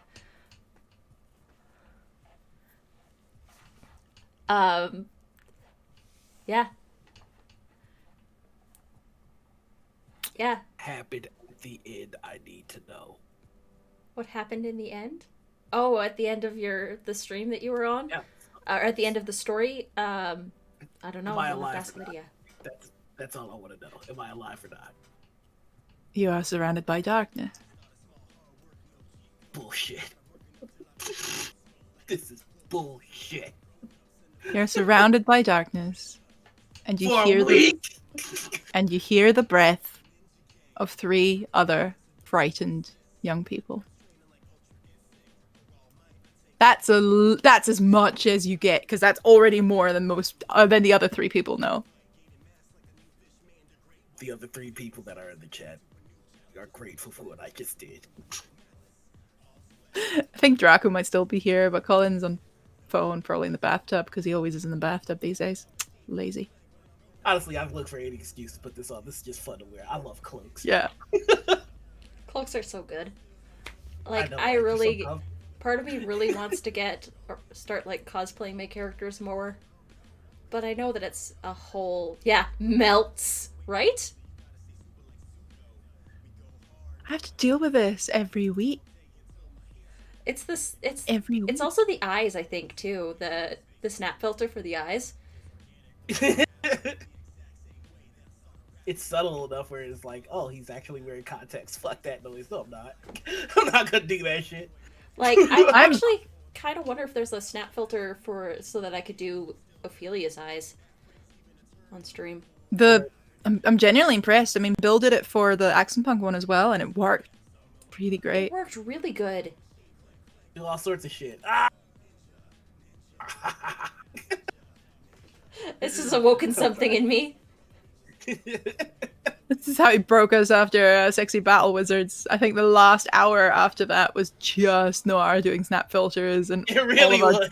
all of our drunk asses just reacting to it. Yeah. And Careless Whisper playing in the background. Careless Whisper playing. Yeah. The looping. Oh yeah, the looping Ranger Charger. Ooh, fancy. Just came in. Nice. Sad can't watch live. I know that. But then we get to see you live tweet, live react to it the next day, and that is worth a lot. Yes. The fact that anybody watches at all is exciting, honestly. That's how I feel when in any of my streams. Is I just feel always so grateful and like that people actually want to stop by and say hi and hang out with us. Yeah. Here, I made this world. You actually like it? So stream announcements, I guess I can probably go into that in things that we're doing and things that's going on with this channel specifically. That's a thing that I can talk about. So hey, cool announcement. We're gonna be doing morning ritual every week starting in September. So this chaos will continue. every Saturday. Skipping long weekends because I have family obligations that I generally need to do and get to on long weekends. But yeah, we're going to be doing morning ritual every week. There's a morning ritual emote that should be coming. It's still pending approval. I might redo it sometime in the future. But yeah, we also need to get more on top of our guests and actually have like the list. We have some fantastic people on our guest list that have expressed interest or have just officially like signed on. We just need to give them a day. Yeah. So I mean, I don't know if we're gonna go into that, but I mean, I got some names. We'll keep it Oh mum my for God. now. We'll keep it mum Yeah, for I now. get But sorry. then I'm seeing Noir mannerisms with Lorenzo's face, and it just does not match. no, it does not. Like I caught it on the side of the screen, like, and I'm like, Oh, I'm ooh, glad to hear that, Kat. there That goes- you needed something to start your Saturday morning, so you'll be here. Thank you so much. So Yeah. So we've got guests that are pending. We just need to start giving people dates so that way we can. I made a calendar so that I can, and I've got. oh my God, so it's an official critical business calendar too. I didn't catch that before. Oh, I mean, there's a cover for it that I printed at my work because I am that bitch. But I think beyond the critical misses hype, there is a section of this show that I know is my favorite, and I would like to think that it's some of everybody's favorite as well. Here we go. And we've teased it, but we haven't really talked about it. So let's get into the that guy portion of of morning ritual, where we discuss our experiences with that guy. And I'm wearing the size face that I haven't practiced talking in on a talk show, so that's fun. We talk about our experience with that guy, how we identify when we're playing with that guy, and how you've resolved your conflicts with that guy, either by finding a way to either leave the game or get them ousted from the game, or did you have a discussion with that person that fixed their behavior? So, oh God, this is weird. I should have done this. There's cognitive dissonance when I look at the screen right now. This is Lorenzo in a parallel world when he had loving parents and, stable upbringing. All I want to do is give hugs and giggle. Okay.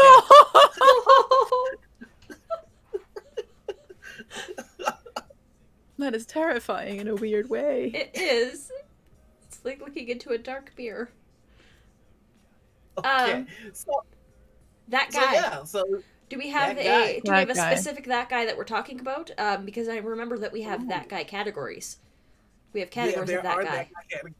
So I think what'll be fun is if we just have a that guy story, we can then at the end of the story try and put them in a category. Ooh. That might. Oh, I have that guy for you. Oh, let's hear it. That guy was definitely convinced he's the protagonist, and the other players are just here to make his fantasy happen. He played a rich kid who tried to break with his father and, save the peasants, I guess. I don't know, but did it in the most horrifyingly rich kiddish way. And I'm like, okay, that's an interesting take. Being confronted with his own condescension at some point could be interesting. Nope. He thought that's what he was playing, but he wasn't playing. That's the thing. And eventually the party just didn't fucking care about him. Any plot hook, any story hook you could throw at him, any idea for getting them into RP. Nope. He had his own plan, his own narrative in his mind, and he just wanted that and nothing else. Eventually, he got killed by one of the party members, who then kind of started a little secret, who was also a similar that guy, to be perfectly honest, and I just kind of It's like it's probably not good for the game, but I want to see how that works out when When that two guy of these clashes. when they two of these peacocks just fight for dominance, both of them not having any semblance of dominance over the rest of the party. But hey, here we are. And yeah, so he got killed, and then he wanted to make a new character. And that's where the story really starts, because he seriously asked to make a character that had witnessed the death of his first character and was so moved by how unjust this first character was, and I'm using the word deliberately, martyred. You're being shanked in a potion shop. That's not martyrdom. Anyway, so how he was martyred and is becoming a cleric of that first character. So his second character was literally wanting to worship his first character and found a church. And I'm like, ha, that's funny, that's hilarious. Wait, you're serious about this? No. And let me tell you all the reasons why no. Because clearly we need to have that conversation now. Less peacocks, more raccoons. Trash pandas vying for dominance. Yes. That is one hell of an ego. I agree. The way the situation itself was resolved in the end was he moved to Berlin. The player moved to Berlin and I didn't have to deal with it anymore. The starving protagonist. How do we title this one? Do we title this one The Marty Stew? There's a lot going on in this. There's a lot going on in that. There's a lot to unpack there. It's funny because that's his actual real name. Marty Stew? Marty. Oh shit. Wow. He's not on any online things. Okay. This, oops. But the Martyr Stew. The Martyr Stew. Yes. You know what? I like it. Like the Martyr Stew. It is. It's wow. There's just a lot going on there. He packed it all up and took it with him. Trying to railroad the story so that your head story is the main story, then getting killed by another that guy, and then wanting to worship your first character. Yeah, Martyr Sue it is. The Jesus Martyr Sue. Yeah. Not murder. Martyr. There we go. The Martyr Sue. That's some advanced level that guy shit. And the thing is, I'm always obviously for communication. When there's a problem like this arising, you talk to the player and all that shit. But what just hadn't prepared me for anything is that we did that. We did that throughout the sessions, and before that as well. Like we had sessions was starting as a one shot, so we didn't have a session 0 as such. But we were constantly chatting behind the scenes, and whenever he exhibited this kind of behavior, I was like, "Listen, Marty, this is what's happening. It's not good, and here's why." This is how the rest of the party is affected by it. Like, I think I try to do everything right in terms of communicate, in terms of meta communicate. Don't blame him directly, but find out why he's wanting that. Find out what that gets him. Give him that in a different way. And he was super on board for it, and he was super understanding, but he just didn't apply anything of what he claimed he would apply, and how I've actually thought on that exact point a lot, because a lot of my that guy stories I have talked to the person about the issues that are bothering me, and when things didn't change, I made whatever moves I had to make to protect myself. But I get that whole, like, was the communication not clear? Did I not say what I meant well enough, strongly enough? Like, was it a failing on my part? And what I've determined, especially after having more of these kind of conversations with a bunch of role players that I respect, it's that your job is to communicate what's making you uncomfortable. it's not to present it in such a way where the person changes. That's up to them. So you have no power over if they hear the words and make the change, because that's not your job. Your No, job and is to simply go like, "Yo, these are my lines. They're being crossed, or this is what you're doing that's making the environment uncomfortable for me." Like, like I'm half telling you this, and I'm half like reaffirming it to myself. no, I get it because Yeah, it's you, just you like can't change someone. You know, you only can change yourself, and you can only adjust your own behavior. But Yeah, absolutely. yeah, Um, yeah, Alien says it sounds like you did what you could, and he just wasn't meeting you halfway.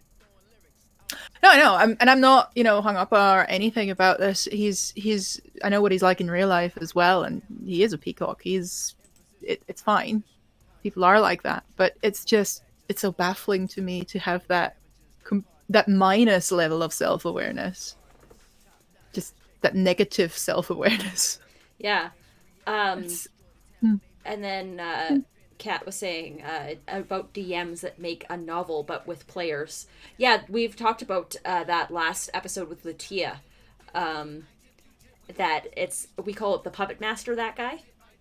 Yeah, The puppet master wants to make sure that their plot is seen through to the end. They just want actors to play parts. They yep. don't I want a had one of those. player to help them build and tell a story. They want to have their story told. They are almost handing you a script. Pretty much that. Yeah, we had that where we basically resolved the main idea of fear being a coward was driving one of the players, and she got through it by working with the party and by getting into the part and then helping them out, and just at that point it was beautiful RP. And we had kind of worked through her issues, right? And it was Yeah. wonderful, but then the DM still threw in the thing he had planned for her to work through her issues at the end, because it can't be that the players resolve it themselves. It has to be his glorious hand on helping her. And it was so cheap, because at that point she was like, yeah, no, I don't need a speech from Cord. We're good here. I got it. It, praise Okay, be to cool, the thanks. DM. Yeah. Yeah. How about you? Do we have another that guy story from for you? me, You have many. yes, I do have many. Yeah. So, So we've talked about the yeah, chick tether. the chick tether, yes.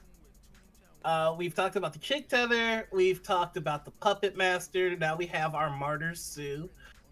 Um, gosh, like, I'm like, okay, how do I break into this?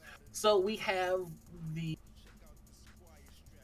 I'm gonna call. Well, you know what? I'm gonna give the story first, And then we'll and try and then we'll come up with categorize. the name. So, and I think we've all experienced this guy, which is, uh, whenever you come across the NPC, they're the first to try and jump in and and lead where the conversation goes. Even if the NPC is clearly not interested in them and wants to talk to another person. They're the ones that are in combat and they tell you how your character should act in combat. Like, I call it. No, I'm not gonna give it a name, but I have a name in mind. It's basically like, imagine Captain America, but if he was dumb.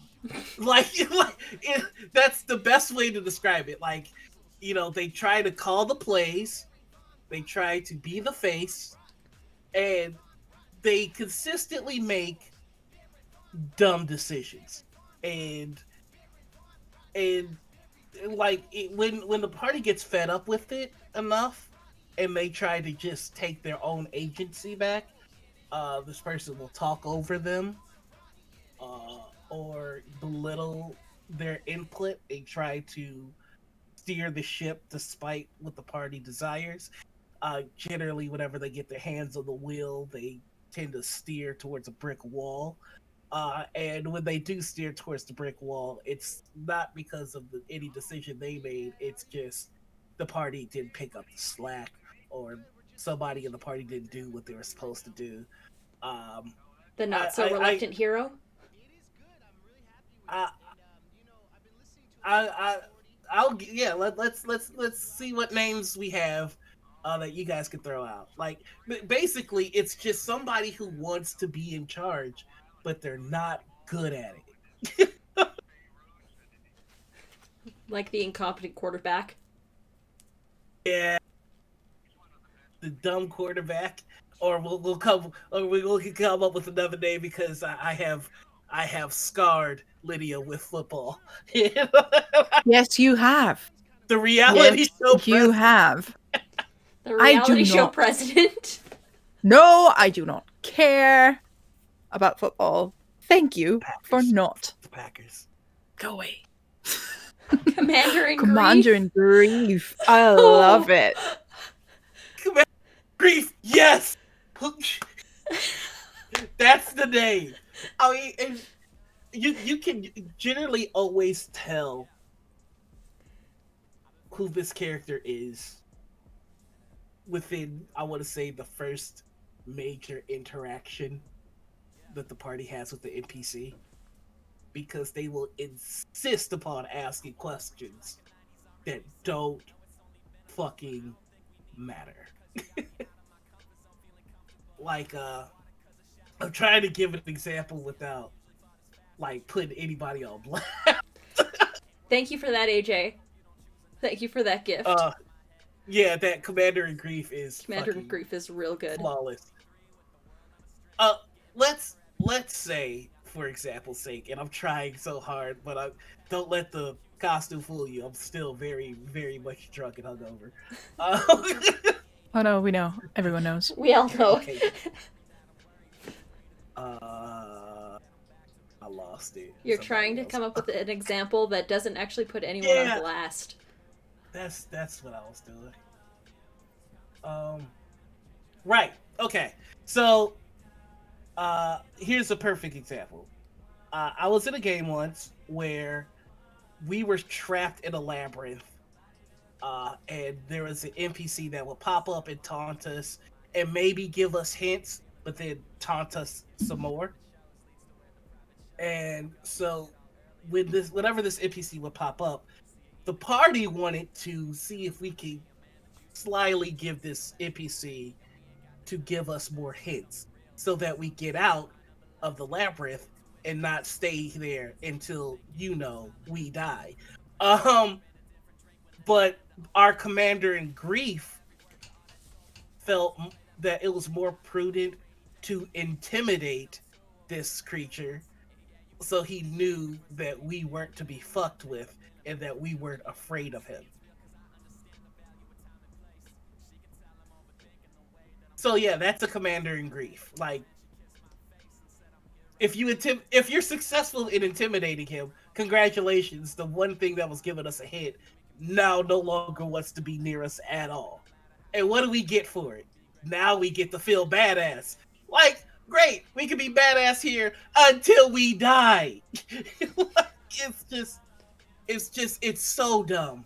It's so dumb. I have kind of another, like, this mirrored, like, this is less a player, this is more a DM. The DM that has every NPC act like an asshole towards the party for no real reason. Yeah, the antagonistic GM. I'm like, that fucks me. I've honestly, as soon as I see antagonistic party dynamics at this point, I'm fucking triggered. I'm out. I hate it. And honestly, I blame this one particular GM who had that on every NPC, around every corner. Just everything was negative. Yeah, I think Everything was antagonistic. I think that ties into the GM or the DM that is trying to win the game. Yeah. And thinks that the only way to win the game is to make the party feel like garbage and possibly murder them in their sleep. No, but that's the weird thing, because we're talking in tropes and archetypes here, and real people are just so much more complicated, because usually you have those people doing these things and at the same time are so convinced that they're not doing this thing, and are spouting the usual things of, oh, I'm a fan of my players, I want them to shine, I want them to win. And like, you say this, but then you do that shit, because humans can find the weirdest ways of justifying whatever they're doing, right? You whatever act you present, there's at least 5 different justifications that you can use, and that seem to make sense for why you did it. Yeah. And that is applying to these GM issues and player issues as well. Like, we can turn this into categories as well as tropes, but in the end, the again, self-awareness, I guess, is such a factor. Going on to the DM that, guys, there is one that truly gets under my skin, which fuck it, I already have a name for it. We can see if it sticks. The benevolent DM is what I like to call them. You can tell that you're dealing with one of these because they will often say the sentence, "Wow, you guys would have died if I didn't blah blah blah blah blah blah." Like, it's like the DM that has their NPCs always coming in last second to save the day, or the DMs that the DM S Machina. Yeah, it's the DM that like goes hard on the party, like makes them feel like shit, and saves them last second with some DM bullshittery. It's just like, wow, you guys would have died if I didn't. Self-awareness is hard. That's true. Alien says that they've been guilty in the past as a GM. Not all of them, but a fair handful. And I realized it's based off of their experiences with people bleeding into the NPCs. That's true too. And Last HP Hero says that they grew up on DMs trying to outsmart the party and the party trying to outsmart the DM. Like the old school alpha nerd spats. I've been there. Yeah. I've been there, and this is one thing I'm partly guilty, to be perfectly honest. The whole, when my instinct when I am feeling that is the kind of DM I'm playing with, is to just like, oh, well, it's on. Challenge accepted. But yeah, which is why it was so interesting when we played Gala of the Damned in Encounter Roleplay last season with Gabe actually as the GM. Because Gabe is a showy motherfucker, let's be honest here. Like, he has all the skills to back it up, but he also likes to impress, and that was what he did with his absolutely glorious setting that was really creepy, like the old Moffat Doctor Who episodes when he wasn't yet running and ruining the show. So it was creepy. There were these clockwork things, there was all sorts of weird food, the servants had strange voices, time fuckery. It was unsettling in the best ways. But it was very much I'm trying to impress the party. And at the same time, there was a moment where I kind of got one up on him by doing something he didn't expect. And he was like, I hate how clever that was. Which, is kind of telling. But he ran with it.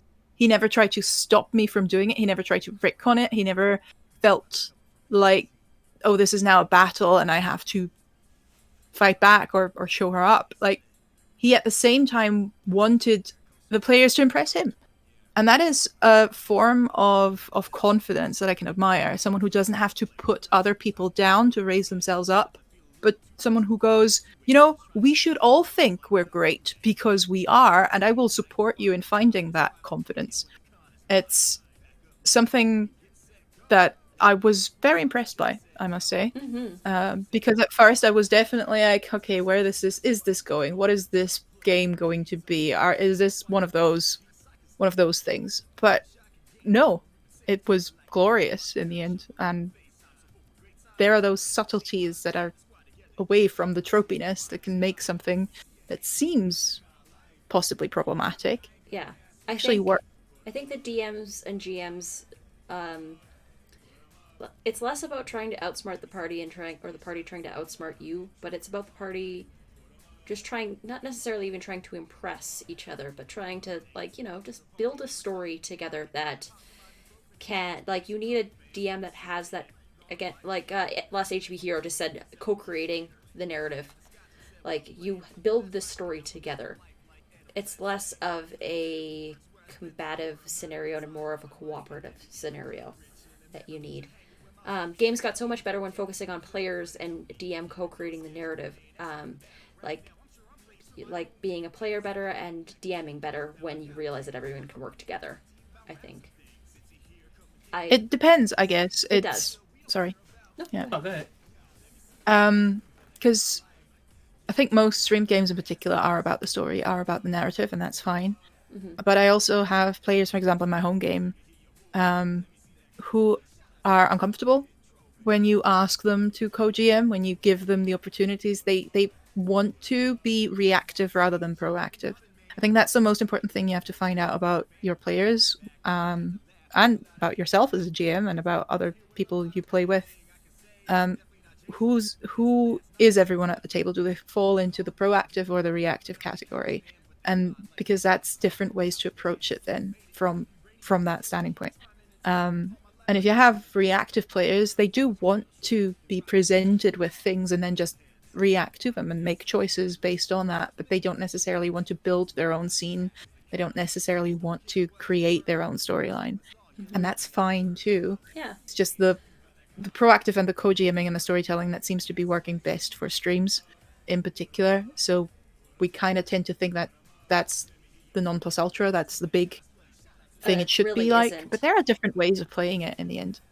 I would agree there. I think that's one of the things that I enjoy most about DMing is just trying to find the best way to put a spotlight on everybody, because I feel like everybody should have the spotlight put on them. Like, that is always my goal in any game that I run.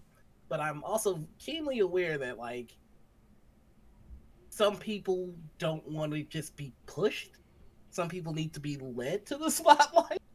Like, with the people that aren't very, with the people that don't want to create with you, like, how best do you, like, give them control in a scene where it's unquestionable that they are a badass? And, like, I find that people that don't like to build, like, I will put them and their character alone in something that is so well defined that as many options that I could think of to get out of this situation, like, I'll put them all there, and I'll just leave them alone in that room and see what they come up with. Like, I love seeing and being surprised by what people come up with, I would agree definitely with that. Trouble with DMs outsmarting players and players outsmarting DMs is that things can easily get out of control, says Shinobi. That's true. Last HP Hero, I never thought Noir would become a daddy. That was not the plan. The best games, in my humble opinion, are games where people are reacting to each other's fun. Yes, definitely. That needs some explanation. I think people need to remember sometimes that, yes, this is like, for some people this is serious, for some people this is like a business. Not necessarily, but like for some people this is like so ingrained, but you got to remember at a certain point that this is a game. This is fun. People's funs are different as well. Everybody's, your mileage may vary. Everyone's fun is a little bit different than anybody else's fun. Noir is perfectly fine if you're no explanation needed. That's a statement. I play a Curse of Straw game with last HP Hero, and my character adopted a baby. That's and a puppy. A baby? Does it have red eyes by any chance? No. Oh, never mind. Why? Oh, no. It's all good. I don't know why I'm scared, but I'm scared. You should be.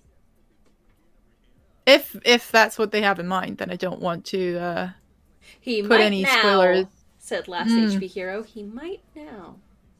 Well, we played Bike Club, Susie's Curse of Strahd campaign, and Marissa was adopting things left and right. We ended up with Piddlewick, the weird puppet creature that was terrifying, 2 goats, the flesh golem, baby Strahd, because that's why I'm asking. Basically, Strahd had a baby at some point, had red eyes. I don't know. She adopted him anyway.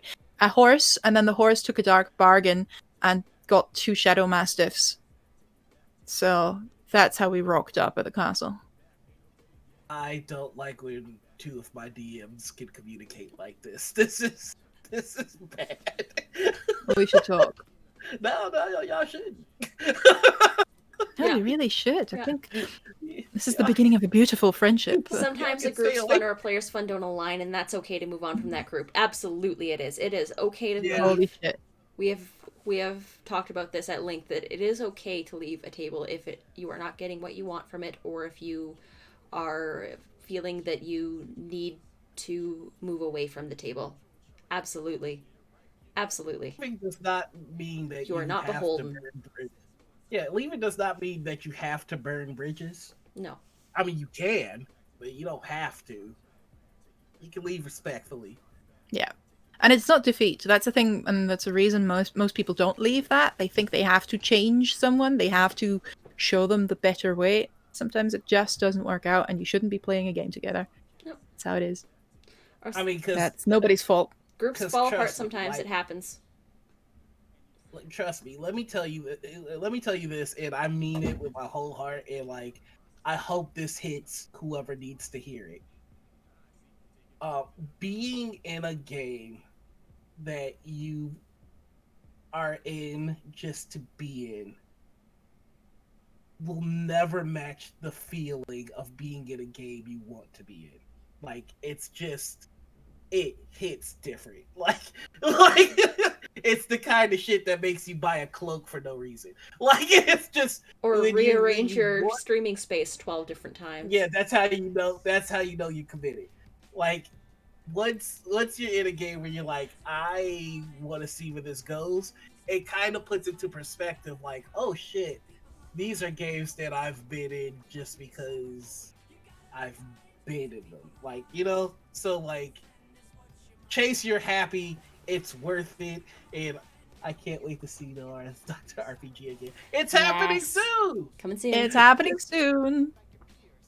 31st of August. If you need me to come in as a different character, I can put my hair up in a mohawk again. You could call in as Judy I could just call to in as let Judy. us know how How my relationship's Um, going? the relationship's progressing. I think we're all dying to find out. Yeah. If that's a thing that people want. Just doing a little behind the scenes, just bringing the behind the scenes forward a little bit. We're gonna try and start sticking with themes, and I can't think of a better theme to start with. Yes. personally. Yes. Relationship Thirst. stuff. Thirst. Yeah, I'm here for it. And so, if you guys don't mind me continuing doing some behind the scenes stuff on screen, I personally would love for Judy to come on and give some relationship advice Oh god. alongside Dr. RPG. Judy Fallout. Judy Fallout We can make this and happen. her murder babe. And my Yeah. my murder wife. Yeah, we can make this happen. This is. I mean, I told you to give me the theme and your guest On list Saturday, by yeah. Saturday, And and I'm you did it doing in a beautiful way. Hey. live. Look at that. Yeah. I want to see Lorenzo on Dr. RPG just to see Noah try and switch costumes. mid-scene. Challenge accepted. 1 second. Dr. RPG's Thursday relationship hour. Well, it's gonna be Mondays, but yeah. Yeah, it's Monday, but don't put up with work. Hobby time is sacred, and respect each other's space to do what they need to do. Absolutely. Yeah, let players leave. Don't try to convince them to stay. If people want to leave, open tables are open tables. You need to respect people's wishes. Leaving a table can just be like leaving a show. Sometimes you just don't jive with the content, and maybe another game would suit you better. 100%. 100%. For Dr. RPG, guys, because channel in time for the Thursday in chat. Yes. For Dr. RPG, actually, if you guys have characters that are in a relationship or want to be or are thirsty as fuck, we do take call-ins. So if you want to record a question as your character, we will play it on Encounter Roleplay during Dr. RPG, putting the link for the Twitch in here just now, and the link for the Discord as well, because it's easiest for us. If you want to post this, hold on, where's the Dr. RPG channel? If you want to post it in the Dr. RPG channel, and I will get it into tech, and we'll play it on stream, and then you have Noir as Dr. RPG answer your question. The show is a blast. It is so hilarious. From someone who was in the very, very first episode. And, like, Susanna plays, like, just another so murder good. wife for you there. Oh, I know, right? I mean, Judy and the first Doctor guest. Make Judy and the first Doctor guest. I may have to make Judy the first Doctor guest. I was the first Doctor RPG guest for the first season, actually. Is this going to be a running theme? Where I just keep coming in as, like, different characters? Yes. Might as well. We'll figure it out. We have 2 episodes only this, so we made the show a little bit longer. And we have one in August and one in September. So it's an hour and a half, 2 hours-ish. And yeah, it's going to be 2 guests and several questions. Susie will probably find another way to murder a poor delivery person off screen. Little bit of chat, a little bit of talk, a little bit of absolute shenanigans, really. Pretty much. Have a good day. And Judy. AJ, have a good day, Usha Kid. So, like, challenge declined. I couldn't find the hat and shirt. But this is what Lorenzo would look like wearing Dr. RPG's glasses. There is such a thing as too much, and you are very, very close to reaching that line, my friend. I don't know who I am anymore. I'm trying to, like, find actual cosplay props for me. I think Judy's glasses are around here somewhere. Somewhere on this desk. But I don't have contacts in, so I can't really do that. But yeah, Dr. RPG is a blast. I can't recommend that show enough. Yeah, I'm so confused right now. Like, do I thirst? Do I thirst, or is he a nerd? Or not? I mean, nerdy vampire. The nerdy brooding vampire. Nerdy Dear Dr. Lorenzo. Dear Dr. Lorenzo. Oh, your mic cutting out. Cutting out. Crap. Welcome to Dr. Lorenzo. How can I answer your question? To be fair, that would be a very short show because the answer to everything is breaking jaws. Really is. But nerdy brooding vampire just pushed all my buttons. Maybe there were buttons that we didn't know we had. So I see that you're having relationship troubles. Have you tried punching your spouse in No. Nope. X. I take that back immediately. X. X immediately. And this is why you don't blend 2 characters. We are... That went places. Yep. We have thrown up the X card on that one. It wouldn't be the first time. Oh, goodness gracious. Have you tried sparring with your love interest? There we go. That's better. Judy definitely has, yeah. Yeah. Have you tried sparring? Oh, goodness gracious. Well, here we go. He's back! God damn it, that's not it. He's back! Oh, goodness God. Consensually biting your partner can be fun, yes. Yeah. Not as much fun as you think. Consensually. Not with those teeth, because they will be never mind. Problematic a little bit. We've got off the rails! Well, I don't think we were ever on the rails. There were rails? Live blades? Now it's not me, it's chat. Oh, we're fighting chat again? The rails are a social construct. Created by the bourgeoisie to keep the poor down. Oh, and now we're political. Cool. Cool. Oh, God. No doubt. Tight. So. Potato. Why did that... anyways, yeah, this is definitely a sandbox format show. Not a. There's no real rhyme or reason to how we do this. What an afternoon, hey? There is a question that I do want to ask. Who do you guys want on Morning Ritual? Yeah, Morning Ritual. I almost Who do you said want to see on routine. Morning Ritual? I need a nap. Yeah, me too. 3 hours of sleep. Hour and a half nap. And my back is killing me. But anyway. We Who are would you like all to see old. on Morning Ritual? That's a good question. We have a few people that we know definitely want to see the show. Definitely want to be on the show. Draku. Oh, Draku would be good. Draco would are be you good. in? Do your rat voice. Kill them all with kindness and cuteness. No, Chris! Yeah, but that's what we want. That's This I mean, is that's the selling point. What about anything in today's episode makes you think that we are being crazy keeps you from being on this show? we are chaos incarnate on the show. Okay, fair. Okay. Really had to twist her arm there. We are definitely normal and sane individuals. Yep. For yourself. Oh, really? You're not insane?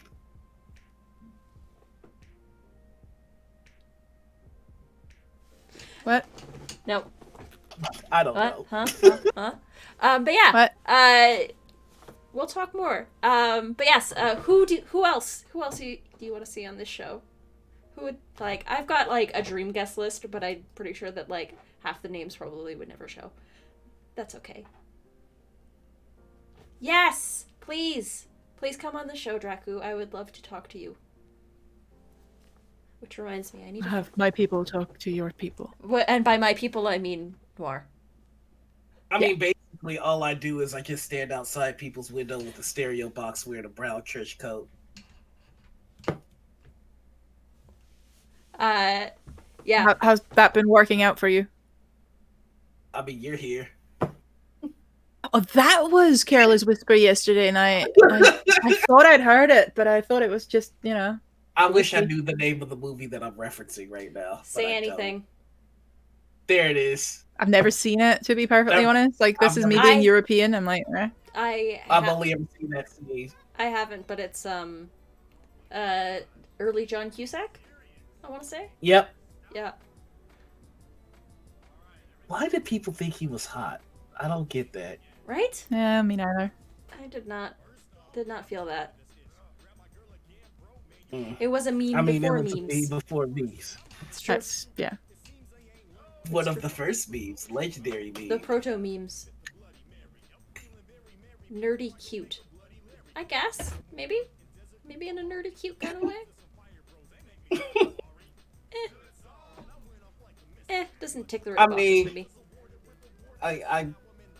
Not a muscle mommy.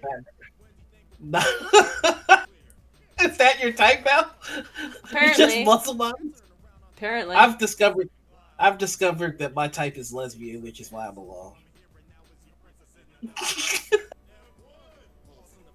Well, everybody. I don't know what to say to this. I have no idea how to respond to this. Yeah, this is a little awkward. But yes, our nerdy cuties have come a long way. It's true. On that note, I'm gonna need you to go do baggage check. It's a lot. No, it's just okay. That statement doesn't come out of nowhere. It's just that I'm on gay TikTok now, and I'm just like, oh, she's pretty, and it was just like, yeah, I'm like, yeah, that makes sense. If that's the right decision, then I swipe.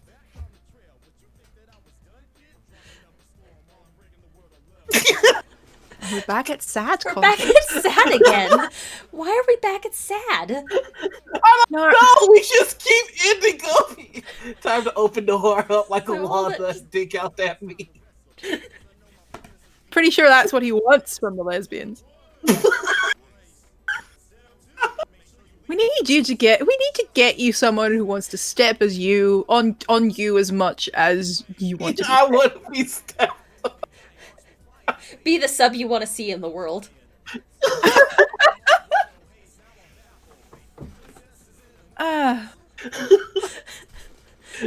That's a different game. Crack me like a summertime snack, mommy. Oh my god, Alien, you are winning chat today. Uh-huh. Be the sub you want to see. That's a new t-shirt, I think. Be the sub you want to see in the world. Can we just get a shirt that says "Gift a sub" and it's a picture of my face?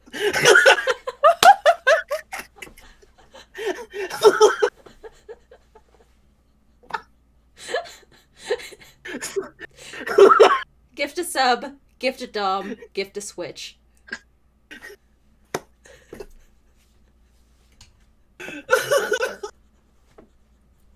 We end up here. I'm so glad I woke up for this. Me too, really. The water is broke. Yeah, I'm broken. Yeah, you broke. Oh my god. Gift a sub today, Ned. Nora's head on the back with a bow on his head saying, "Please, mommy."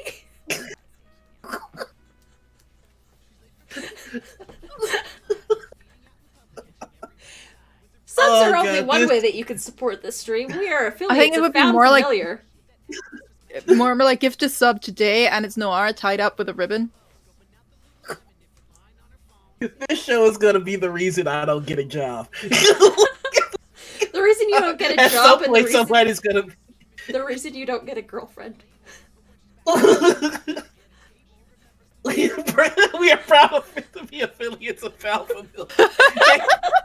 Thanks for supporting this content, Foul Familiar. That's what I said. I said, subs are only one way you can support the stream. We are also affiliates of Found Familiar. If you go to foundfamiliar.com/criticalmisses and enter the coupon code CritMissCafe, you can get 10% off your order.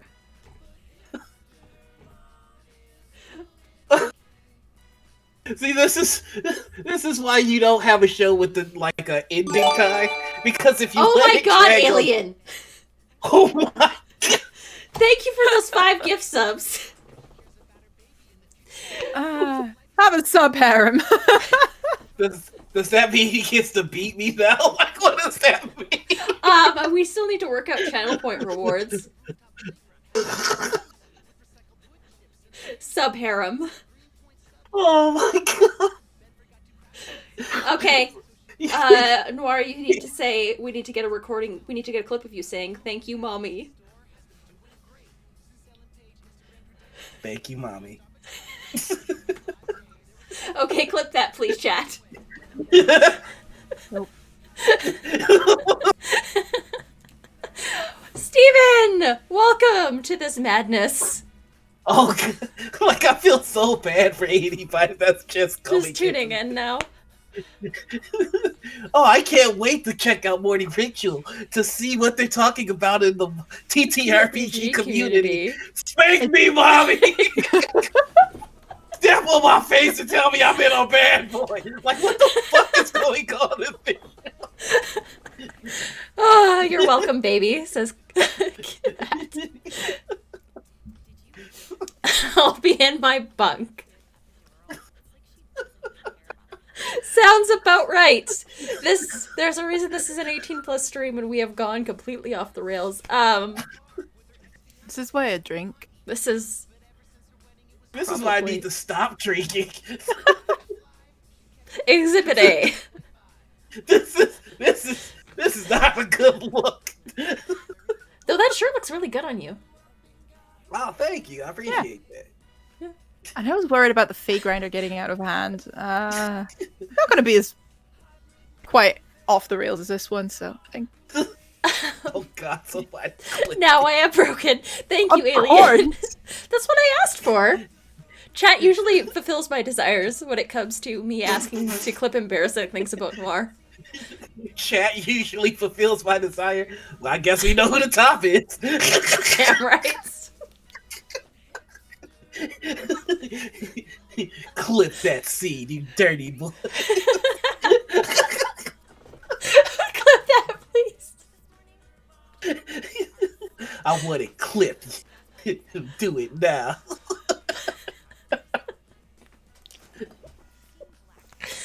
Oh, I'm crying. I'm crying. Now I'm broken today. Just looking at it, and I'm getting the same "what the fuck am I doing here" look that we get when we do deep magic stuff. Oh god. Steven's been here 2 minutes and he's loving it. Yeah. Thanks so much for stopping by, Steven, for whatever this is. Well, Stephen, clearly something is wrong with you, which means you are among friends. It's true. I just throw it consistently out. break Steven in other chats and other streams. We just throwing out Including all his the own. letters today. TTRPGBDSM. Also, congratulations, Steven, on hitting affiliate. Like, that was amazing. Oh hey, congrats, bro. Steven hit affiliate in, like, literally the bare minimum amount of time. Because Not bad. on his first stream, got a raid of 5,000 people. Yeah. How? What? Why? Some random streamer just hopped into Steven's, like, raided Steven's channel with 5,000 viewers. And, like, the chat was chaos for a good 15 to 20 minutes of people just asking him to show them his microwave. There's a reason why the word microwave is banned in his channel. Amazing. And yeah, it was a ton of fun. It was a blast. It was the weirdest kind of chaos. But yeah, Steven just hit affiliate, and his first affiliate stream was last night. So congratulations on that, Steven. Congrats, bro. I just got one question, like, because that's amazing. Wow, Steven, can I see your microwave? Banned! Clip that, yo. There's another clip now. I did. He did show it. It's true. He did show it on I stream. didn't see it. No, you weren't around. You weren't around. But yeah, this like this streamer is I forget the name of the streamer, but yeah, like, partner streamer, massive following. The raid was toxic for a little bit there, but like some good people actually stuck around, and like I think Steven got like something like 300 followers that day on his, like, just first stream. It was chaos. It was a nightmare, but it was amazing Jesus to watch. Christ. Yeah. Yeah. I could never, like, hope or dream that something like that would happen. Like, that's just, like, Critical Role rating us would be, like, somewhere close to those levels. Liam's too scared to do that. He don't want these problems. Fight on sight. Liam O'Brien, wherever you are, if you see this somehow, If you I want want you to know it's all sight for you, Liam. This is also the reason why you'll I'll never get a job working in the TTRPG community, because you have decided to fight everyone and everything. Clipping on mobile sucks. It does. It's true. You know what? Let's fully burn bridges. Let's see who else I can threaten to fight. Nope. We're gonna try and salvage your career somehow. Chris Perkins, meet me outside.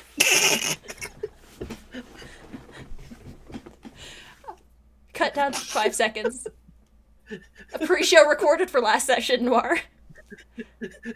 Noir over here like, where's the napalm?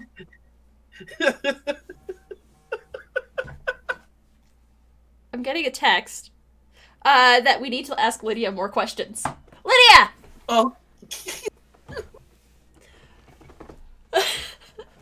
This is a text from my producer, who is not actually my producer. He's my spouse, and he's in the other room yelling people. Why don't you ask Lydia some questions, James? I know you're in chat. Yeah. I said I'm actually fine. I'm just having flashbacks. Because yes, this is pretty much exactly what they did to me in Session 0 of Deep Magic, so I'm fine. Don't you worry, I'm having fun. Okay, I'm glad. Might need a whiskey afterwards, but yeah. I'm all out of wine. Probably Keep best. drinking? Favorite character ever and why? Oh, that's good. Oh. That's a good question. It's always your current James, he's in disaster trouble. child, isn't it? I think right now it's still Mari. I have a couple of characters for this season that I'm really just starting to get to grips with, but the one God of the Damned Zweihander game, Gabran, Mari was this weird little raccoony halfling bounty hunter who was really Scottish in general. I mean, I'm not. I live here. I live here in Edinburgh, but I'm Austrian, so this is a very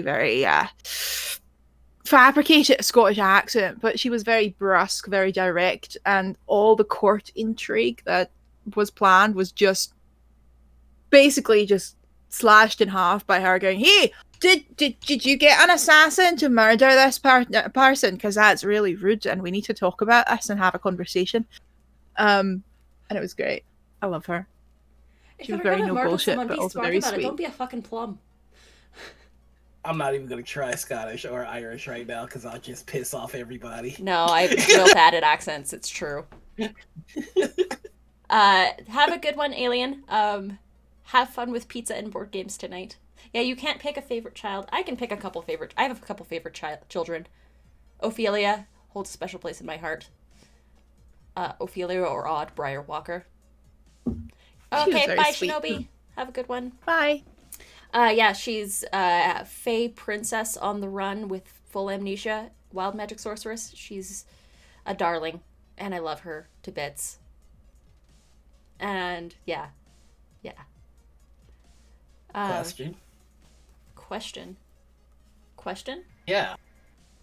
So I'm sure that we've all made characters for campaigns that have canceled or died early or just didn't really get into their full fruition.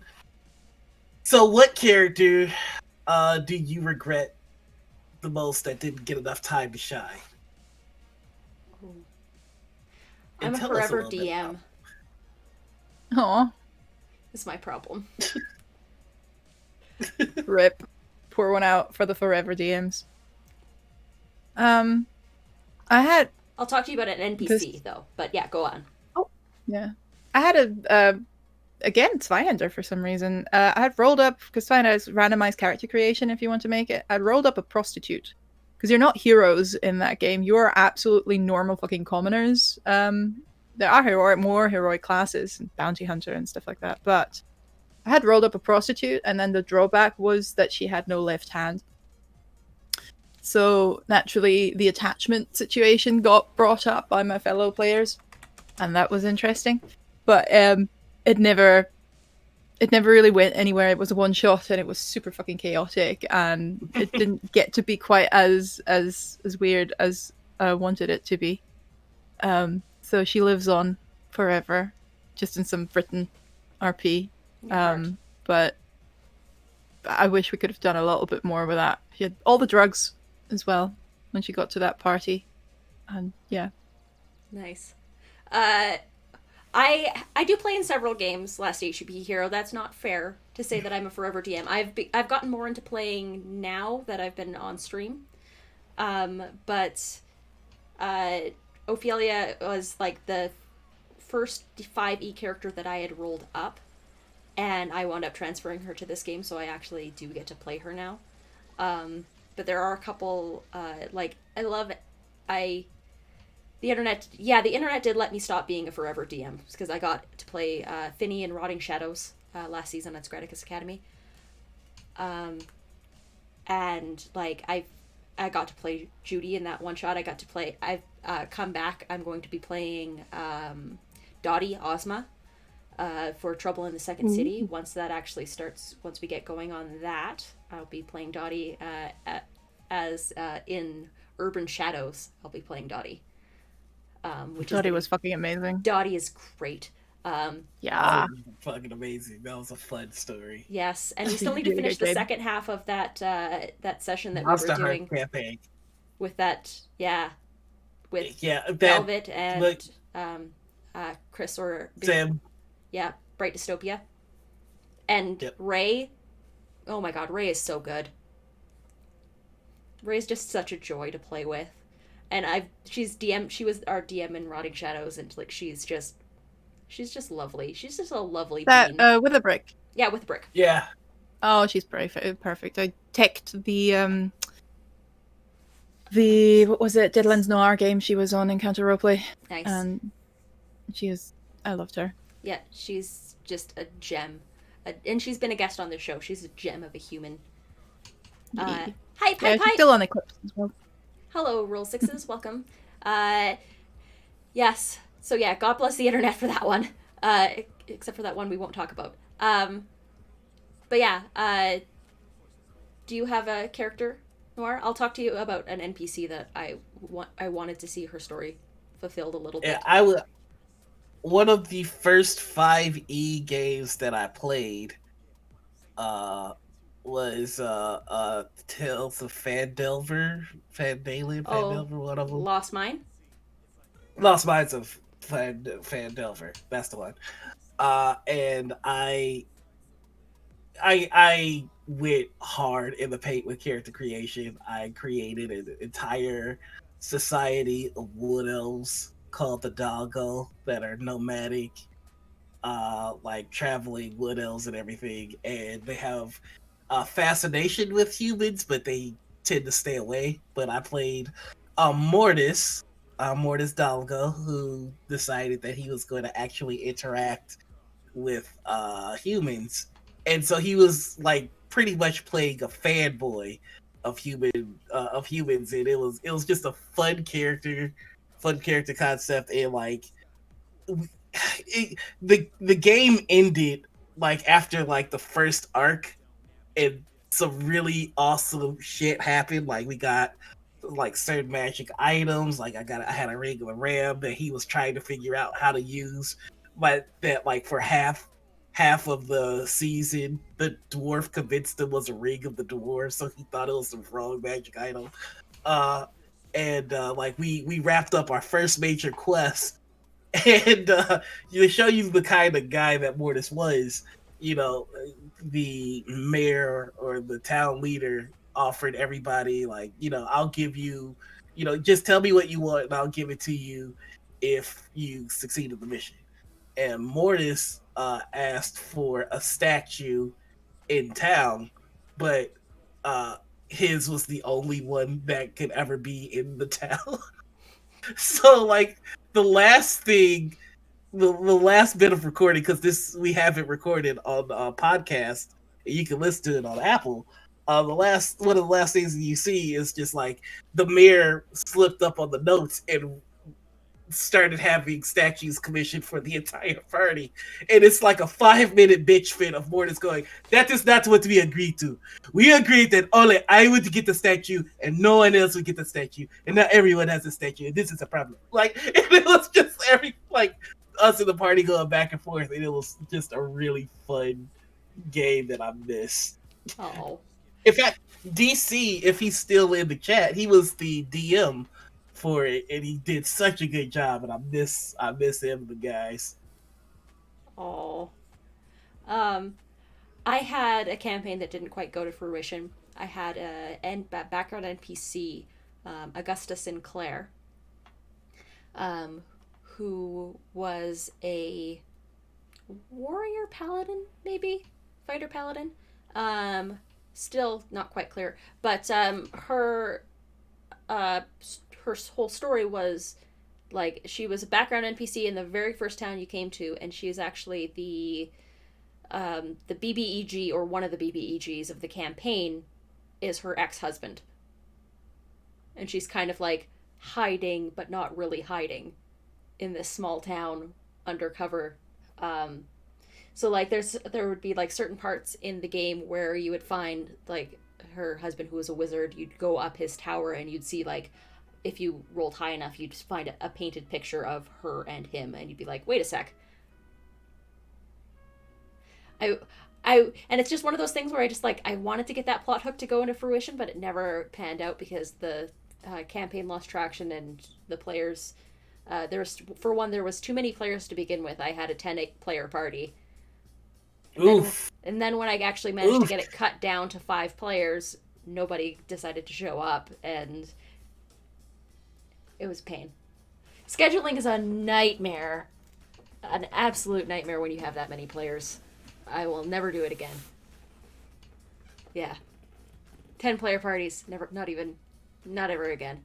But preferably if you're a GM, never once. Do it. Don't do it. I don't recommend it. All right. I think I have one last question, and want to call it, everybody? Yeah, I think so. We're at 3 hours now. All right. Yep. Yeah, friend So and you did here's that the for a last- birthday party? Yeah. Yeah, never again. But this leads into the final question, which is, what is the optimal party size for you? 4. 4 to 5 players. I'm leaning on 4 to 5. Like, I'm really liking 4, but like, I think one more. Getting greedy. Yeah. Like, cause I'm in like 3 games to have 4, and I'm like, I think we could do with one more. No, I like But- 4 because it also leaves room for having guests for 1 or 2 sessions. Especially with stream. That's, yeah, I think 4 is my ideal core party. 5 is ideal, 4 is acceptable. 4, but only with great chemistry. The Lessons in Deep Magic, that cast has amazing chemistry. I'm gonna say that right now. As an outsider. We're all right. No, like, there is legitimately some of the nicest and best chemistry that I've seen. And, like, just good standalone players. Every player in that game, like, and you even did this at the beginning, is you had each player have, like a 5 to 10 minute scene by themselves, separate from the rest of the party, and they're just such good characters that they all stand on their own. This is on Kobold Press.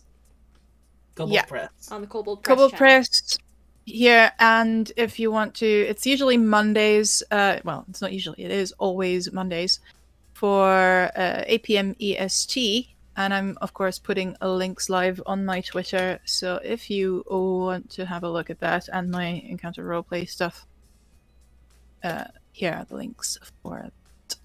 Definitely recommend watching the first episode. We had a blast. The first making episode it. was really good. I Like, think you guys will have a blast watching it.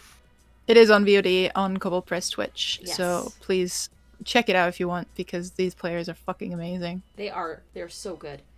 And yeah, Yeah.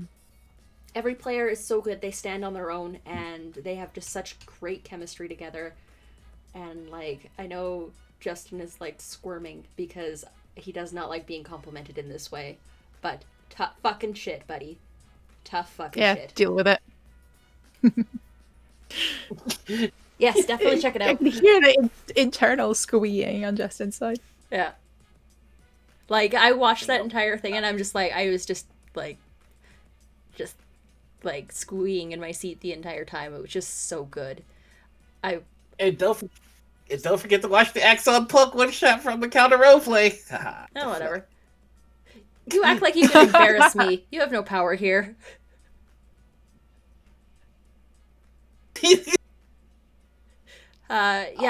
Noir's in our Curse of Strahd game, making him squirm. He does great, yeah. Making him squirm is probably making him break on screen is one of the joys that I have as a player when I play in scenes with him. Like, I get him to... I had roleplay goals when he was with me in Company of the Grey Wolf, and my goals were make Justin break character and laugh out of character, and make him break and laugh in character. And I did both. I got everything that I wanted with that. You had one season to do it. I had one season to do it, and I did it. Well, all right. Make him change I character think- concepts. Yeah, I did that too.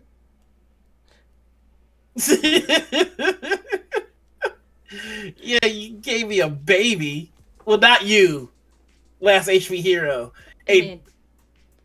Okay, I could have worded that better. It's been fun. Yes, I think with that, I think we're just about ready to wrap it up.